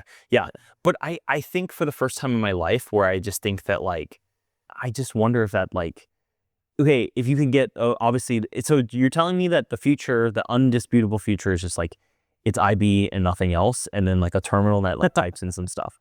I think that if you are marginal and on the curious and not hyper interconnected, which I would argue that I am at SemiAnalysis, like for example, I'm trying my absolute best to just rip Bloomberg out. We're going to FactSet API. Like all in API with a Claude Code is my belief of the future. Hey, verifiable data source that you trust. Yeah. Hey, scale. For you guys, you can do it. Yeah. For traders, we're so no way. Yeah. I understand. Like, there's an information network that's like outside of this. Then you do deals in IB. Yeah, right? Which are tracked by the regulators. 100%. Yeah, 100%. It's totally. I completely. But as an analyst, yes. As an analyst, yeah. And so like, but I just think that like, okay, that doesn't really. So you're right. The core cash flow cal thing will continue onward, but like, each iteration of this AI thing, I was like, yeah, I'm still going to be using Bloomberg, right? This first time, it's like, actually, no, I don't care anymore. Yeah. The IB is my utils of like marginal value from IB is like now outweighed by how like clunky this is, and I want to just make some charts, right? And so that's like, immediately you save 10 to 20K. Yeah, for switching down. Yeah, there you go. It's amazing. Yeah. But by the way, what was your Claude Code end of year prediction? 25? Yeah. I want you to know, I sandbagged the ever-living shit out of that. Oh, okay. I just believe 25 is very, it's like the rate it's on is like, whatever, 50 or something like that. But I feel I wanted to give a 95 confidence interval. I think 25 is within the 95 confidence interval. Sure. So it's between 25 and 50. Something like that, yeah. Yeah, it's just absurd. But you know, and it could also be Codex. Are you also watching Codex? Yeah. So to be clear, I'm actually even willing to comment on that because like I know we've gotten a lot of shit of being Codex haters. Yeah, I think I'm by the way, when I put Claude Code, Codex, Agent, whatever, all in percentage that we can publicly see, I would argue that for the ratio outside of that's probably going to be higher too. But whatever. Yeah, I think together. Yeah, we're watching Codex. I actually think Codex is pretty good. 5.3, I think. So we had the whole thing, because like I wrote most of the articles, like, oh, token efficiency to context rod, all this stuff. Is the same one or? Yeah, it's in the bottom. It's in the paid section. Okay. So, but like TLDR, I was like, well, you know, the reason why Claude Code is so good, Anthropic is so good, is because all of this token efficiency, the token efficiency is better than ChatGPT, all this stuff, blah, blah, blah, blah. And then like 5.3 Codex came out and it's like, yeah, that completely doesn't matter anymore. They're like, they're so back. I really think 5.3 Codex is awesome in coding though, but you can watch it. Like the reason why I like Opus 4.6 so much is because when I'm using it for like coding is the way I interact with it, but I'm using it for broad generalized information work, right? But I think the difference is Codex wants to code because it's RL to be so good at coding to win on Sweetbench that like you're trying to use it for general information. Be like, hey, can you go research and search all these websites? And like, I don't even think they have web search in it or whatever. Maybe you can give it an API or whatever. But it's like, great, I'm creating a piece of scraping software to go look at these websites. I was like, no. Just ingest tokens of what's on the website. It's like, okay, great. I'm still like, it's so coding pilled on the RL that I think it isn't generalizable in the way that 4.6 is, where it's like, oh, I could have it make some rubric or do some research or do something like that, versus Codex,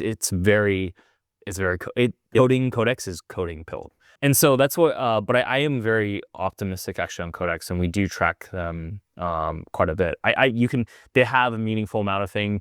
Share, you could see the Bloomberry, they have the chart, bloomberry.com. So the Claude Code definitely is in the lead. But I think the part of it too is like the like to like comparison. There's a ratio of Codex that's not available because it doesn't sign off every commit. It does sign off on pull requests. That ratio is much closer. So all the OpenAI people like Rune will tell like, well, we're not accounting for it. Yes, we didn't account for it. But like, okay. I think Codex is better. I think there is some real problems and issues, but I bet you the second that they have a new pre-train with the RL, because the RL stack on Codex 5.3 is amazing. Like it's very coding code. That's when it flips over. And yeah, look at the other players here. It's just like, I mean, my favorite thing is that how GitHub Copilot is like #1, and like I've never heard of like, do you know anyone who uses GitHub Copilot? Yeah, look. Okay, that's a bubble talking, right? Okay, that's a bubble. Yeah, that's the SF bubble. Like yeah. Like there's like all these Windows users, and you don't talk to them, right? Like you do, but we don't in San Francisco, and like that's fine. But that's definitely bubble talking. But yes, Copilot has 1 billion in ARR, I think at least. Yeah. But what's crazy is Claude Code has a ratio. Their attribution of Claude Code in ARR is 2.5. Yes. So that on the daily install counts, right, is an order. Which is, by the way, just the VS Code extension, right? So yeah, I know. That's not even a default way to use Claude Code. Yeah, you're right. CLI, NPM downloads is another way to track it. But I think they have like their own installer now. Anyways, all in all, definitely understand it's very hard for us to like actually track it, but like I'm not criticizing. I'm just like I think Codex, a big thing I'm watching is Codex back, because they reported like Jan to Feb they doubled users. Yeah. Okay. So I have some not skepticism just because they have such a big ChatGPT portal that could be like try Atlas. Like the modal that pops up can really move big users. Like they're not quite a google.com in terms of having so much ability to like siphon off users off. But I wonder like the like to like, but that's like my skepticism. But I have an answer for that. Alexander Embericos was just on the Lenny pod saying that they actually haven't invested enough in the web experience. So like I think the attribution for that is 0. Okay. Yeah. I guess I just saw a modal be like, oh, try code. I mean, but a modal isn't. Okay. And to be clear, Codex in Mac is great. It's they attribute the app, the app launch. The app launch is actually pretty good. So yeah, and I think I'm pretty bullish that honestly, especially for coding because it's like very coding code. I just can't get it to work as well for non-coding stuff. Then you use Conductor? No, I've not used Conductor. Oh, okay. I thought I heard you say on a podcast. No, I've not used Conductor. So basically, like the argument for any first-party app is that they're only going to prefer their own first-party pen. Yes, 100%. Which they're already doing it. Like I feel like this is how they're going to differentiate, right? Like they're going to. Well, then you have a Conductor where you can use Codex and Claude Code for different tasks as you see fit, and so this is the clean superset. No, in theory, yeah, but. I mean, this is like, okay, so then you can argue this is the clean superset. It feels kind of like, I guess my design pattern on that is really skeptical of building on top of something that is growing very quickly and has all the money and whatever. Yeah. Like, I just think my favorite one is like platform as a service. If you remember that one, it was like infrastructure as a service, platform as a service, SaaS, software as a service, and like, oh, this platform as a service. And it's like, it always just ends up being in the middle, so it just gets eaten by one or the other. I think of that like middleware layer, unless if it's a really, really, really compelling case, often dies. But that being said, in this moment, I agree. I like to have them like review each other, like having them yell at each other is really great. I might actually try this soon. I haven't used Conductor personally. Yeah. I've mostly just been, going deeper into the psychosis. Yeah. And this is, as a former cloud analyst, very typical of like, do you want a multi-cloud or do you want to go all in one cloud? And the classic argument for multi-cloud is, well, then you can use the best of everything. Exactly. But if you go all in one cloud, you can exploit the sort of minor features of everything. And it makes a market, and there's no right answer for everyone. Exactly. Yeah. I mean, that's one of those things where like even the really small percentages in AI still really matter because they're huge, and like people are very happy, very productive, pay money. Okay, it's good to be an analyst in the space because it's fun to keep up with it, right? Like I agree. Like I think everything Like we like the horse race. yeah, right? I like the horse Number one, you number have- two. Ooh. Yeah, but yeah, no, I know. But then you have to, your brain also have to be like, number 2 is really big too. And then I just think, like, for me, someone who likes the history of all this, likes history of innovation and competition and disruption and stuff, likes new technology, it's like a very fun time to be following this stuff all together. Tech during the like 2017 and 2020 years, so boring. Yeah. Yeah, at least for me, anyway. I thought it was pretty boring too. Yeah. Sorry, I interrupted you in mid. No, I remember what I was talking about, bro. That's it. It's just fun time. It's a fun time to be. It's a fun time. Things are happening. Okay, I wanted to transition to a little bit of a spicy thing where you were on TBPN and their title that they chose for you was Doug O'Loughlin thinks Microsoft is out of AI. And ooh, did you not see this? Okay, so I wouldn't say out of AI. No, I did. Okay, so I didn't watch it. I never rewatch these things. Okay, so how I think about it is, but like you said things like Microsoft is scaling back investment. And, yeah. You know. So it was the previous conversation I was talking about. Yes. How Microsoft has the most to lose. They had the most to lose of everyone in the entire world. If they're the software company. The horizontal software company. Is dead. They're fucked. Yeah, exactly. They're the horizontal software company that humans use their software to do information work. Okay. No, like I cannot paint a bigger target. Okay. I cannot paint a bigger target. And Salesforce. Yeah. Okay. That's another 2 numbers. Microsoft is an order of magnitude bigger. Yeah. Salesforce. Yeah. But the other thing too is they have this Azure business. I don't think I'm completely out of the race. I'm like, it's a really great clickbait title. But the problem is the Azure business with OpenAI, right? You're essentially renting barbarians at the gate. You're like, this is ancient Rome, and you're like, hey, we need some extra guys, so we're gonna pay money for these barbarians to the Golden Army, exactly, from Game of Thrones. Yeah, the Golden Army. And the problem is, like, each year they become more powerful, and then at some point they're just like, we could just like scale these shitty walls. So like so that's the problem, is the moat, the wall and the moats every year are getting more dilapidated as they continue to rent GPUs to the barbarians. So it's just like Google, Yahoo again. Yeah. It is exactly like that. And so it's just like this weird process where that's a terrible setup too, because what happens in the history of that is you have to choose one or another. Okay, if you do either poorly, you're like somehow in a third worst place. You either all in become Azure, like maybe in the telecom era, right? Because you're Team T guy, you become dumb pipes. Okay, that is the Azure becomes Charter, right? Yeah. But then the other version of this is you say no, screw these guys. I have to like reinvest back in and like essentially steal copy their features and build up my moat. That means I need to stop investing in Azure. For the stock, that really sucks, because the stock is very much weighed on out year Azure revenue. And meanwhile, if we actually had to value Microsoft X Azure, the multiple would be really low right now. I think about that all the time. What would this trade X Azure? This was just Microsoft. Yeah, 8 times earnings, 10 times earnings. Like, it was trading like that before, actually. Oh, geez. And like remember the 2010s era when it went all the way down to like 10 times earnings in the Steve Ballmer era, and then it inflected outward as it did with Azure. Yeah, Azure and 365. Yeah, there we go. That's right.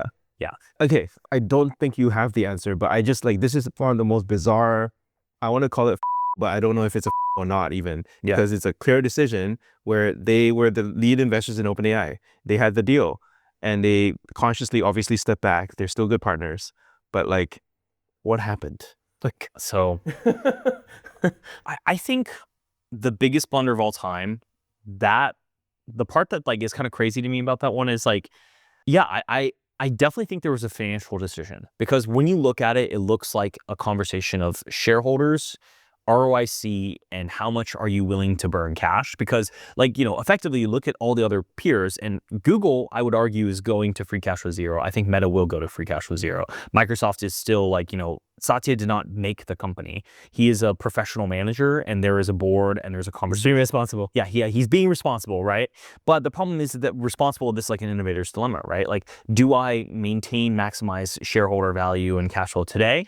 Or do I have a deep belief that AI will kill the hell out of my core business, and I need to all in invest in, am I ready to bet the entire company on a trend? And it seems like Satya is not a believer. We've been talking about AGI. He is not ASI pilled, okay? He doesn't have any fear of the Shoggoth.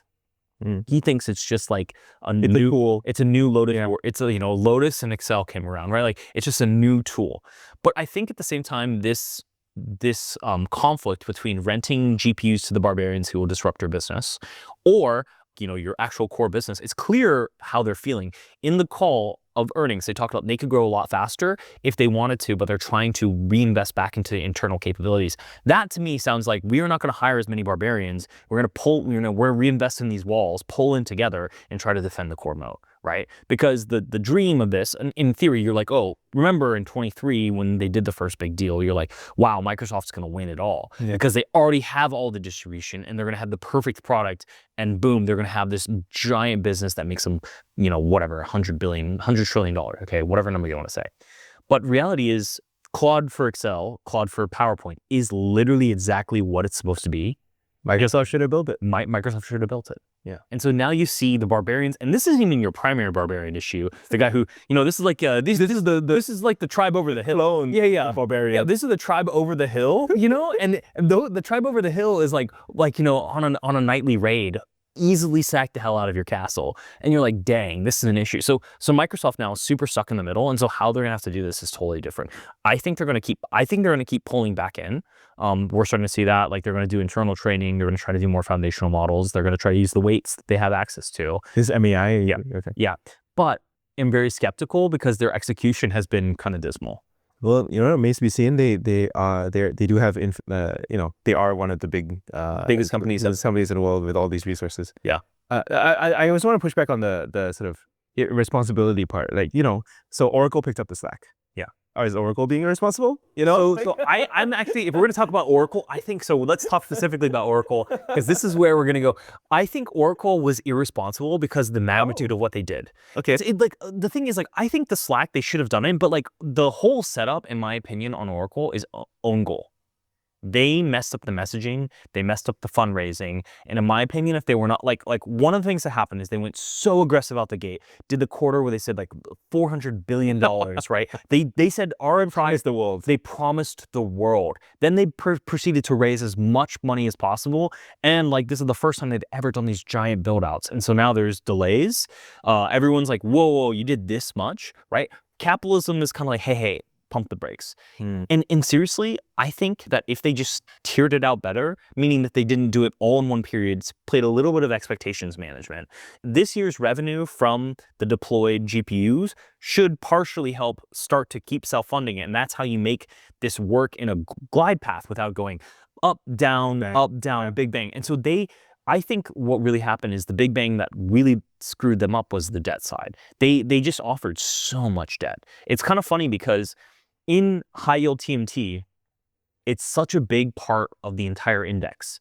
Like the issuance is so big, it's like debt index. Yes, I have zero familiarity with this stuff. Okay, I'm pulling some numbers up. I did the numbers forever ago. I'm like I hallucinated and whatever, forget all the precision. Let's just say all of investment grade TMT is like 500 billion. Okay, I think Oracle is like 135 of it.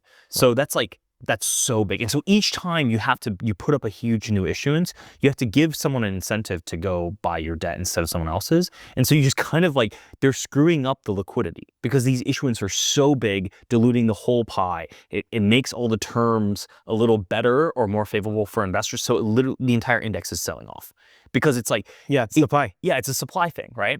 And that's the thing that's crazy to me is so they massively overshot. And I think that we're a weird bottleneck I never, ever thought would ever hit. And I think you could appreciate this uniquely is one of the bottlenecks is supply of debt into the market.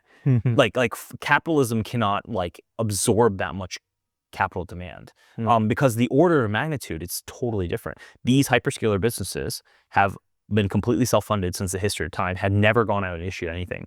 First time they turn around and they're like, hey, instead of can you give me a $10 billion loan limit? We've never done that before, right? So the absolute size is kind of screwing it up. And I think that Oracle specifically was way too aggressive into a relatively illiquid market. And so you have to do this, you have to kind of leg yourself into it if it's going to be like that. But they super jolty did these big, huge incremental ads and kind of flipped the whole thing. Oracle CDS, people all freaking out. I think a lot of it's mechanical, specifically on how badly it was done from a supply demand perspective. And I think they can pay for it. Hey, you want to hear it all right? Microsoft could have just internally funded this and like, yeah. Microsoft could have internally funded this. It would have been totally fine. 100% agree. And like this example where it's like, yeah, I think that that's a blunder. It's a perfect example of a blunder because Microsoft's cost of debt is the same as the United States government. It's like the cheapest you'll get anywhere else. Jesus Christ. And like just from a P time, like the math perspective, no one else, they're better than Oracle. They just by their credit rating, they have a 2% more profitability at a capital basis. That's like, you can't beat that. I don't know why they decided not to, but now they're in this weird thing where they're like, they're kind of wavering. Like to win, you have to be like really bold, right? And they're kind of like doing this one thing over here, being really defensive with Copilot. Satya is now, the product manager of Copilot. And then they're also pulling back from Azure. Meanwhile, the competitors are pushing in for the supply. It's a really weird game. I think Microsoft has to choose a direction. We'll see. And it's okay. That's what's gonna make it fun. I'm more than happy to change all of my opinions when new information comes around. Yeah, and I'm sure we'll have more information that emerges. I wanted to touch on TPUs and then go into memory. TPUs will hopefully, I don't know, maybe a short one, but like, for a long time you could not buy TPUs, at least like current gen TPUs externally, and now you can. And Google's open as a supplier, I guess. I think Sergey doesn't want to lose. And I think the thing that happened was up until no one was there. A part of the whole DeepMind story was we will hoard all the TPUs because we were first. And so like, why so? Why give anything to the topic? I think it's because at least last year it became pre-Gemini 3, it was like, dude, we have all these TPUs, we're gonna hoard them all, but like people are using our products anyways. And like hey, what good is all these TPUs if we're getting our asses kicked in consumer? I think it's an interesting thing too, because the other thing I think about is there's a lot of different ways to like break this down. One, we wrote about it in TPV8. Like whatever, we think Rubin will be much more competitive. I think Ironwood V7 is the peak gap between TCO, between Nvidia and TPU, right? So if you are at your absolute strongest point, what do? There's two ways you could do it. You could try to maximize and like squeeze the juice and like make margins, or you can gain market share. I think the perspective of doing this externally with Anthropic is to gain market share, because the biggest gap you have, and one of the reasons why there hasn't been a second merchant chip, and also you can argue Nvidia's most valuable company in the world, what's the value of TPU in Google? It's huge. You must have done the math. I've done the math. It could be like, it's like $1 trillion? It's like $1 trillion. Yeah, it's like $1 trillion or something like that. Assuming it gets like 30% market share or something like that. Yeah. Everyone has been trying to crack the merchant silicon mode, right? And now they have the biggest absolute outperformance. A lot of the people who did the original TPU program are like now at OpenAI. Some of them are MedX. Some of them are, yeah, exactly. Some of them are, they're all over, right? Like the core team that did most engineering have like since really dispersed. And so I think the gap might close over time. And so at this absolute period of time, they're gonna win market share. And then what happens is, if you have an install base, you have an incentive to upgrade your install base. That's like the hugest problem with AMD, for example. No one wants to buy new AMD chips because it's not like they have old AMD chips. No, they're not upgrading from anything. And so when you have that number 2 place, you have to win definitively, and then also you have an opportunity to win again next year. I think the install base issue has been a kind of huge one. And so TPU is at the point where the software ecosystem is mature enough. The hardware is definitely mature. The networking is really mature. You have a really good external customer who actually knows how to use your product. If you want market share, now's the time. Yeah, that would be insane if they actually sort of pump the gas on that stuff. Are you also hearing? I don't know if this is something that affects your analysis at all, because I don't have any appreciation for the sizes that we're talking about here.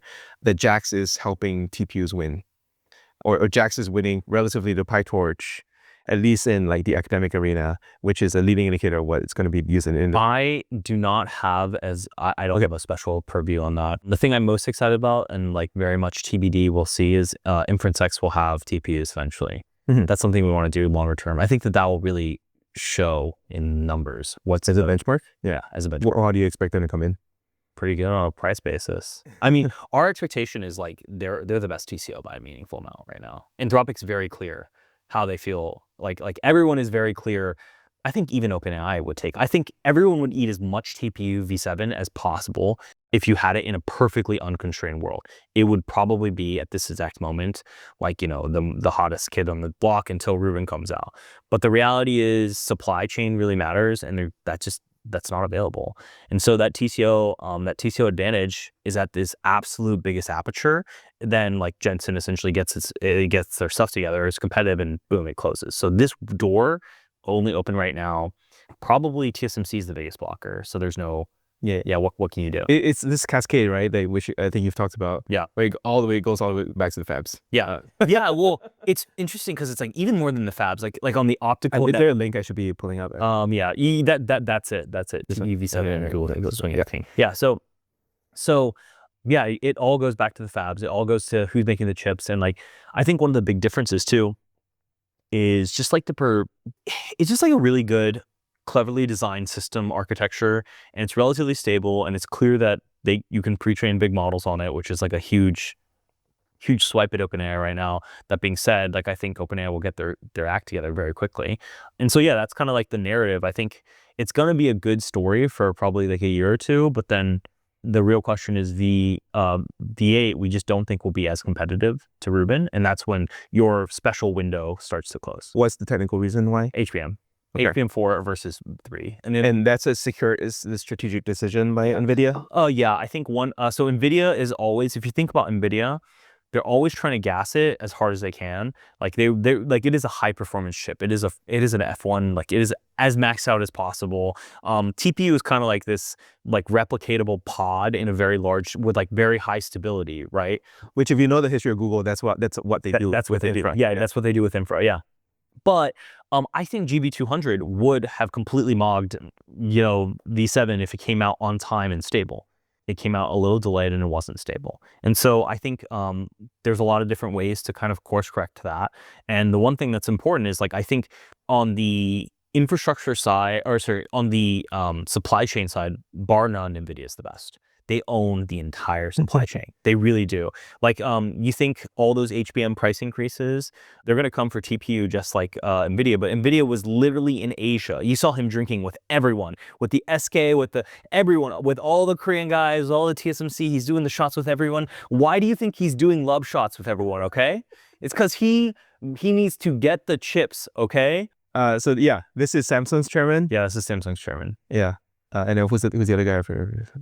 But let's put it this way: that's a huge deal. That's a huge deal. Do you think Google was out? Hyundai. Yeah. Do you think Google was what do you think Sergey was out in Taiwan drinking to get supply? No, 100%. There's an opportunity here, but there's only so many TPUs that can be made because of all the bottlenecks, right? And so NVIDIA has all the supply chain locked up, and so they're going to have like so much of that kind of constrained there.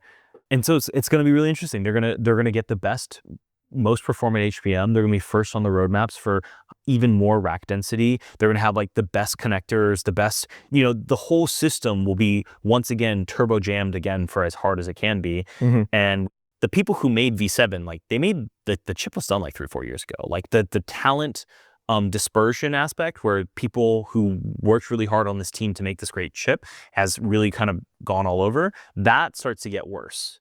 And so if that gets better, which takes some time, I think our current read is that like the HBM specifically and the memory scale up is going to really go in Rubin's favor. And so that's the big difference. And I think, as you know, that's what makes the context windows. That's when they're able to do bigger everything. Yeah. And so they're going to really jam it. And that's going to be a huge advantage in performance. One thing I love about your analysis is not actually just the context windows. It's not just the KV cache. We also have to offload it to non-HBM. Yeah. Every other part of the memory, it's like such an interesting cascade waterfall of like just like a short squeeze and everything. It's not a short squeeze. It's like a supply squeeze. Yeah. I mean, it was like I just want to. Like, I mean, if 3-to-1 ratio of yeah. Okay, so it's a 3-to-1. Quantify to 3-to-1 to 4-to-1 ratio. I think next year. So it's in the Memory Mania post that we just put out of like the 4-to-1 or the trade-off ratio. Yeah. Scroll down somewhere and you'll see. Yeah, so basically for listeners, it's the idea that like when you convert to HBM, because there's a huge demand for HBM, it takes 3 times, one HBM sort of units is like 3 times of the other sort of DDR or whatever, right?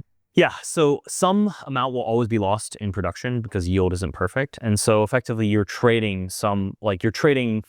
Actually wrote a really funny piece, like I called it like super oil, but let's say this is a better one. But pretty much like in order for this higher grade of jet fuel has been invented, and the only way to make it is to like actually get rid of all your other fuel, and you have to like massively condense it and refine it. Okay, so now what happens is if there's any demand here, it's an instant shortage, and so we hilariously enough came out of like the biggest shortage ever in NAND and DRAM, like terrible, like catastrophic, the worst one ever. Like the last analysis I could put to is like 96 or something like that. Seriously, it's like a historied one. And then meanwhile, we have all this new demand, HBM specifically, the highest end, you need the most memory, the trade ratio is crazy. So each bit of HBM is essentially a 4x multiplier onto DRAM. And then now, so we completely constrained, took all the DRAM capacity. We just came out of this shortage, so no one invested in any clean rooms or capital equipment or anything like that. People got like massively free cash flow negative. No one's spending a cent. Okay, people could go bankrupt. Yeah. So they haven't invested in these 3-year-long lead time items, and then now there's like more demand than God, and it also evaporates the middle layer because the KV cache offload, and then boom, you're just looking at the supply demand. And you're like, yeah, this is not going to catch up for like 2 years. I think the thing that's like so interesting is the supply chain squeeze, because these clean rooms take 2 years to make, man. And effectively everyone paused, and how bad the last cycle was really forced everyone to completely pause altogether in terms of adding any new capacity. Yeah. And so now we're a few years later and all the supply is gone. So, I mean, it's crazy. Our conclusion is like, we could see DRAM prices like go up 100% again. Like it's going to be the point where, and this is like also example, like really interesting in the whole thing. Another 100%, I think, is demand destruction. I think you will start to have demand destruction from. What does that look like? Where hyperscalers maybe purchase less or something like that on the margin, Yeah. right? Because they're like, okay, well, what if I just really focus on this energy aspect instead? And also, ironically, all the energy, so like not every data center in America, but like most of the data centers in America are delayed. So you had this thing that's supposed to come on in 12 months, it's coming on in 18. Maybe what you can do is you can play chicken with memory prices, and you can kind of push out. Of course, everything you have in the pipeline, you pull forward as hard as you can.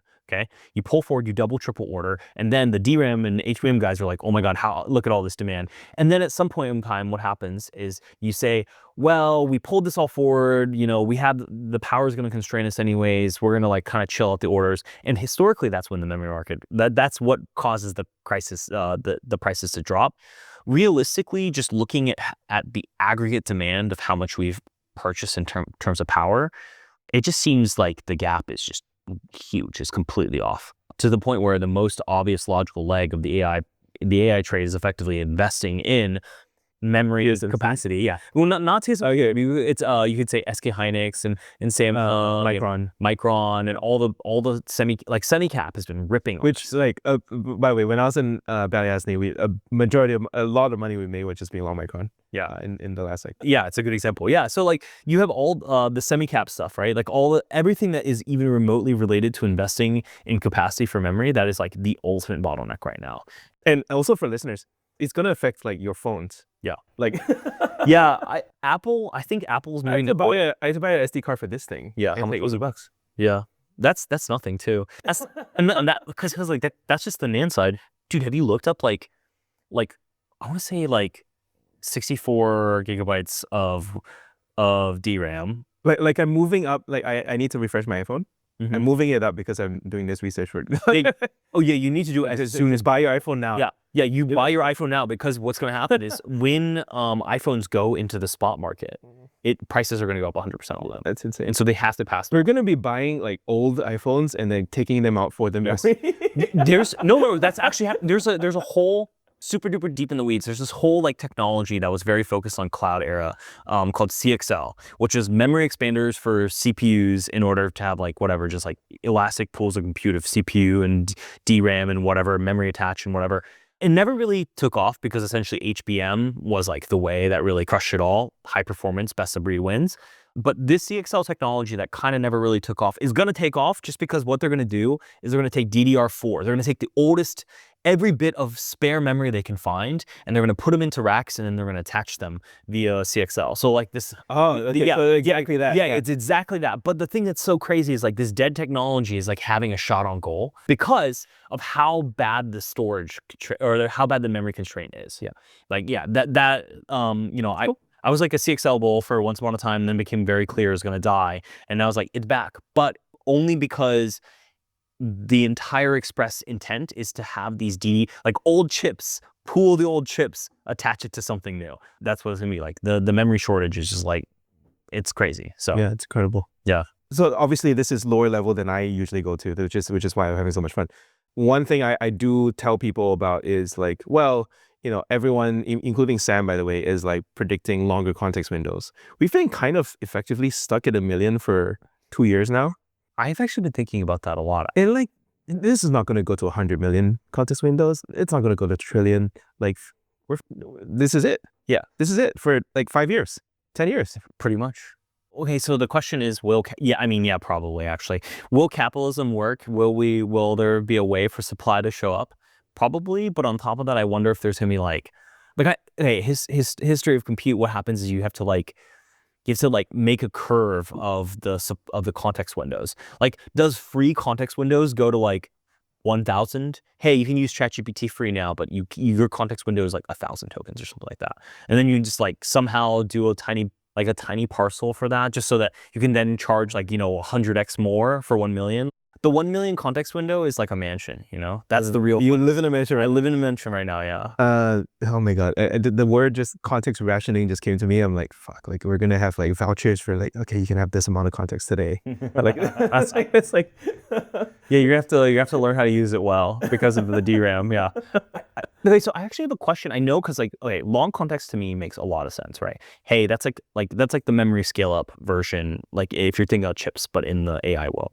I just am always been curious because it does feel like, at least in my stated experience, really long context, like you see in the papers, they kind of drop off. They actually don't use all the context. So that's kind of the thing I've been most interested in is does the 100 million context actually matter if it's not possible to use it all? Versions of 100 million do exist today. They just suck in various ways. They're not actually applying full attention, right? Yeah. You can use a state space models or even like a LSTM to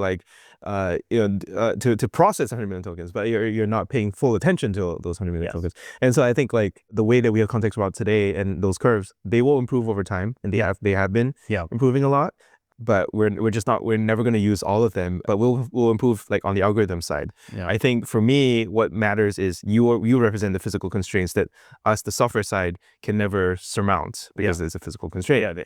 And well, I mean, it just physically we cannot double. We can't even double in much as 10x. Yeah. What's the point of talking about any of this? What's the point? Yeah. I was just say we can invent a lot of things. Context rationing is pretty good. I really like that one.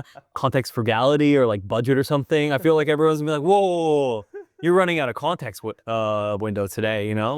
Maybe that's what happens next year. We're charged on context window. And then the one of the more recent obsessions is recursive language models, which again is just reusing the same context window on over and over. Yeah. I've been pretty interested in that, but to be clear, I'm a total idiot. I have no idea. Claude tells me what's. You're the semis guy, man. Yeah. You're really good on your stuff. One thing I wanted to spot check on was Thales. Which I have not messed around with it. Okay, you don't have to mess around with it. It's just this general theory of custom ASICs burning the weights into the chip. Yep. So you don't need memory. Yep. That's pretty good, actually. I think. Right. I think that makes sense to me. This comes at the perfect time. It does, but I guess so historically, the question is how big does it scale, right? But I mean, a lot of the models are kind of actually smaller than you think, right? So sorry, what do you mean? A lot of the production. Yeah, they get distilled to shit. Yeah, they get distilled to shit. So it's the push and pull there is going to be okay, can you just burn in enough efficient Pareto frontier in terms of performance to be burned in straight onto the silicon that doesn't need memory, and then boom, you can scale this forever. Versus the performance edge of the long thing. It's pretty clear to me that Thales has a place because you're kind of seeing this market bifurcate a little bit. You could argue the prefill decode disaggregation stuff like that is like the focus on performance inference serving is going to be a subset of the market, and then the training and the whatever and the big production, like we need to kind of break it into smaller parts in order. Yeah, we've been using the same chips. Yeah, that makes no sense. Just in order for the compute to be even remotely okay. It makes sense to you, and I mean TBD on the sort of practical implementation, but otherwise burning the weights into the chip. Why didn't Etched or some of the other guys get there first? Etched is pretty interesting. I don't know. Okay, I'm asking to speculate. Yeah. I mean, I'm not going to like super speculate. I mean, the thing is like their thing is like, okay, how do we have a big systolic array, right? But like they didn't burn weights into the chip. That's a little different, right? I mean, like look, like I mean, yeah. I just think the way to speed things up is to never transfer anything. Yeah, that's the fastest way possible. And but the thing is, the bet on this really large systolic array is effectively everything is compute bound. Right? But like, I don't think that that's really the case in terms of like where we're actually seeing issues in production markets today. It's like you're actually seeing all the issues in the memory, right? And so like, I just don't know if that's like going to be the perfect solution. There is definitely a world and space and like a design space where they're going to be very valuable and cool. But like also the reason why my hit rate for every AI accelerator chip is like I just don't believe in them is because like, where are they? Until Cerebrus and Grok, honestly, they were all considered failures. And even then, we're like, what are they going to do with Grok? What are they going to do with Cerebrus? So is SemiAnalysis out? No, I think SemiAnalysis is like a much more interesting one, but I think there's like all kinds of deal issues with that. I haven't been keeping up with that one as much. Yeah. I always try to mention them as part of that cohort. Yeah, because I kind of forget about them too. But yeah, honestly, I was going to say they were. Once a year they show up. Yeah, they do, and they're not so bad. Yeah. You mentioned actually some CPU shortage stuff or CPU sort of opinion. What's going on there? I think it's okay. So okay, I have one. We'll start with the conspiracy theory that I think is really funny. Love this. Have you been noticing just like I feel like web services have become really unstable? GitHub's been down a lot. Okay, this is pure like a schizophrenic hat brain because I have a schizophrenic trend hat brain. I'm wondering if it's two things: shipping vibe code slop to prod. That's number one. That's definitely something that's possible. But it's happening to all the clouds at once, I feel like. It's not just the AWS thing. It's not just a GitHub Azure thing. We are kind of right at the exact 5 to 6 year period of the refresh cycle of COVID. So COVID, we had this big 2020, 2021, you bought like $100 billion of CPUs and stuff like that. And so we're right at the natural end of life for these chips. And so usually what you do is you have this big refresh of all these chips. But what's been happening instead is everyone has essentially scrounged all of their budget as hard as they can. But then like, I feel like I've seen it in like Azure, like, hey, last night my Amazon Prime thing doesn't work. And I was like, it'll probably work in the morning, babe. Don't worry about it. I think Azure's just, or like AWS is pissed tonight, something like that. But I think, so we have this 5 year thing. Everyone scrounged every single dollar they could to essentially invest in as much as AI as possible and just do maintenance CapEx on CPU. Ironically, at the same time for all this Claude Code stuff is actually if you have this coding agent just generate you God knows how much how much like software, where is the software going to run? On CPUs. So I think we're going to see some increasing utilization as well as the fact that RL is like actually heavily used for like RL gyms. You have to simulate software and it uses a lot of CPUs. So not quite like the orders of magnitude of the GPU stuff, but it's just such a big trend. Even when it steps slightly in a place, massive amounts of demand. Yeah. So like we might actually be seeing a CPU shortage, partially because of this refresh cycle, but partially also because like I legitimately believe the Claude Code is increasing software creation, and then on top of that there is real demand from RL. Yeah, and just general production agents as well. We just every like RLMs take compute, and OpenClaw takes more compute, and it's just different slope, but at the same sort of direction. It's still an upslope, and in a slope that, to be clear, has had massive underinvestment for the last 2 years because everyone like. The same problem that happened, massive underinvestment because they're like, screw it, we're doing maintenance only. All we're going to do is maintain the past. We're not going to add anything else. And then all of a sudden, just a little tiny slope on top of it, you're like, boom, shortage. Yeah, amazing. Yeah. Semi's guys say Semi's numbers go up. Yeah. That's one way to put it. Yeah. The thing that's crazy is we talk about the demand. But it's like you're right. Like, I mean, it's for sure. Like, you're like, show me where I'm wrong. Yeah, like show me where I'm. I mean, definitely not. But the thing that's crazy is like memory prices are going to go up so much that we're gonna have to choose which Exactly. go up. That's the crazy part to me. Historically, memory has never been a constraint like this, where it said, actually, you're not going to get your low end. You're not going to get your low end phone. You're not going to get a GPU this year for gaming. None of that stuff. You can't do these things because you're priced out of the market. That's what's crazy. They didn't say that is the first thing that's happened in a long time. That's gonna be really interesting to see where that shortage and how it's like digested and felt. So it's amazing. Thank you for that breakdown. I feel like I really understood it like talking to you. Yeah. There's a good transition to a couple of personal things and yeah, sure. As the end. How do you write? Because you write a fuck ton. Yeah, I do. I have been writing a little bit less these days now that I'm like in the SemiAnalysis mega mind. I definitely write a lot. And like you kept going with Fab because for a while. Okay, dude, to clear that was really so look, I'm still trying to do Fab because I do feel deeply connected to writing. Let's just specifically talk on this a little bit. Yeah, just like explain yourself, you know. Okay, so the thing before LLMs came around, the thing I felt the strongest about my number one information skill is I was able to read and synthesize and process at like really high speed, really high throughput, decently high comprehension. The adjustment is speed in terms of comprehension. Almost anything. Like when my friend gets a PhD, I go read their paper. I was like, oh, I have a pretty good idea of what you're doing. I was like, hey, when I was interested in semiconductor book, I literally raw dogged some textbooks. Whatever, their comprehension was not very high, but like, hey, whose comprehension is, you know? But I was able just to like push through these books and learn. So I've always loved reading. That's like my number one original competitive skill set differentiator, and also something I loved as a kid. Crazy reader when I was a kid, always have been. And then starting the Substack, which has been really fun actually, because I just really wanted to get my story out, like the things I cared about, close the loop for writing for me, because I love reading so much. It makes a lot of sense that I love writing. I think what really helped is I wrote every single week for like since October 21, like consecutive streak for a long time. The streak has been a little broken as of late. SemiAnalysis plus fabricated knowledge is pretty hard to do. Yeah. But like all of 24, I think like we're just talking just like every single day, every single week I will put something out, right? Is it like a hard rule, like one a week? It was a hard rule, one a week, at least an attempt to. Yeah. And so I think one of the best ways, all the people who write about writing all say the same thing. You need to just be writing. And so that's how I start. I'm writing every weekday now. Yeah, it really helps. Well, I was gonna say what's crazy is like it's kind of hard these days, and LLMs kind of have really, I don't know, I don't like LLM writing. I do like it for ideation, like making outlines. Yeah, research. Here's my organized thoughts, make it into an outline, and then like, you know, I'll even be like put bullet points in the outline, and I'll literally read the outline and then like ideate and write in parallel. But yeah, that's how I feel about writing, I guess. Write more.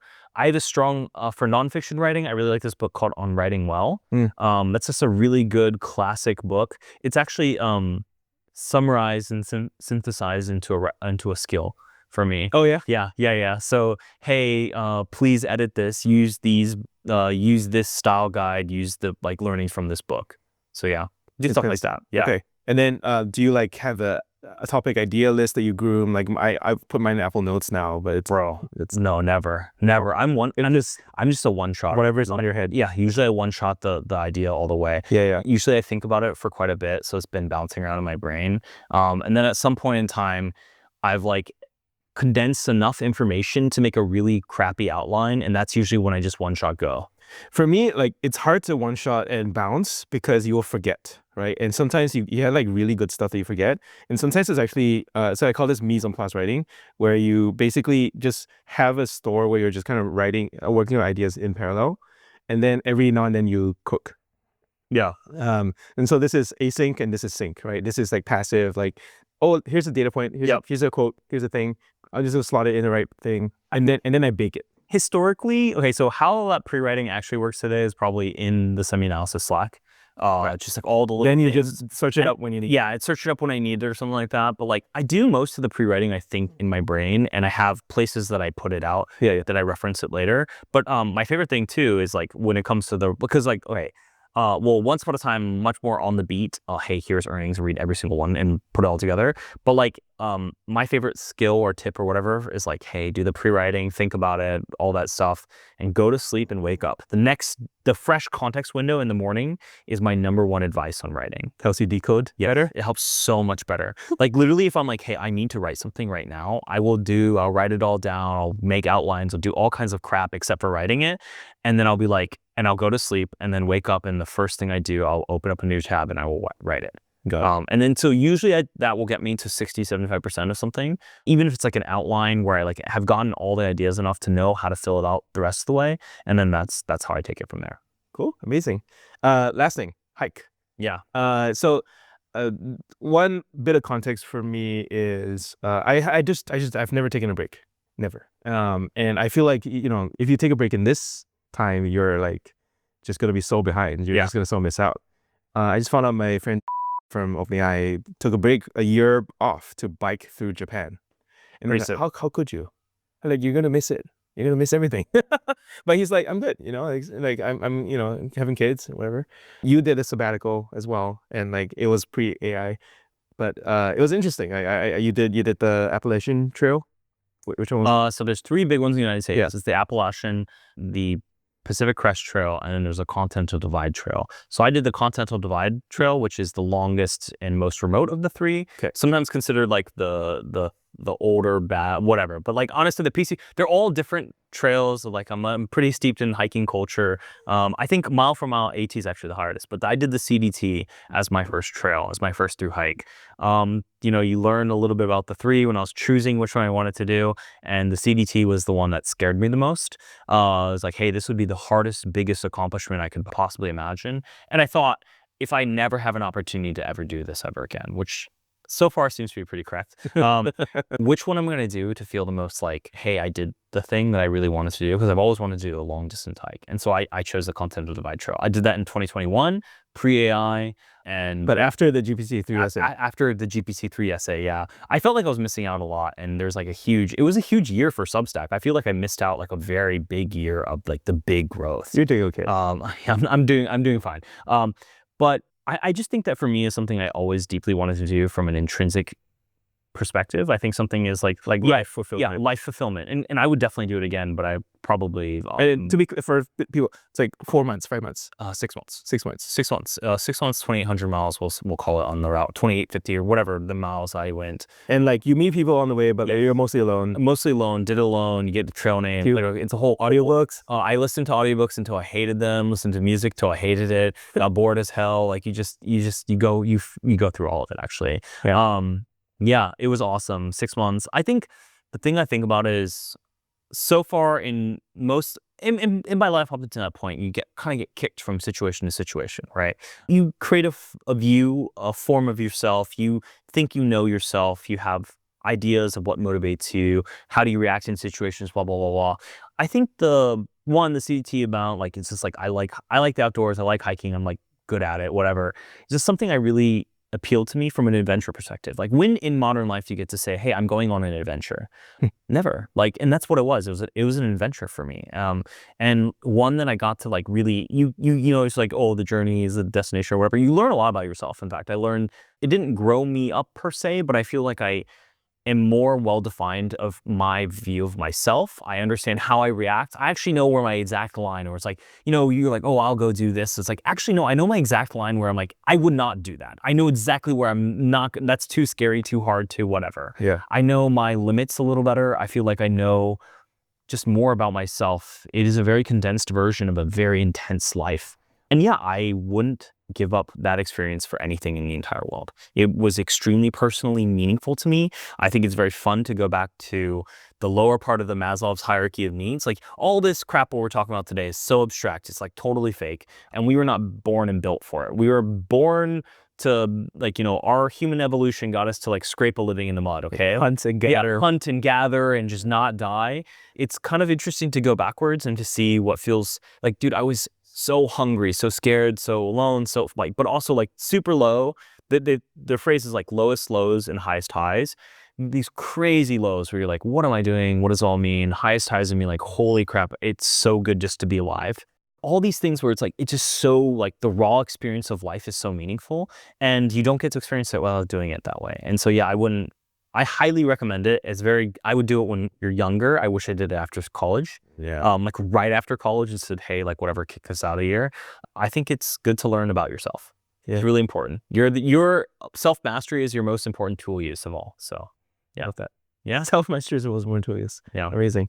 Well, thank you for jumping on and like covering everything. Yeah. I feel like I got to go through the sort of Claude Code psychosis all the way to the semis, all the way to the hiking. Yeah. Thank you. Yeah, Thank you for having me. Yeah. So great to catch up.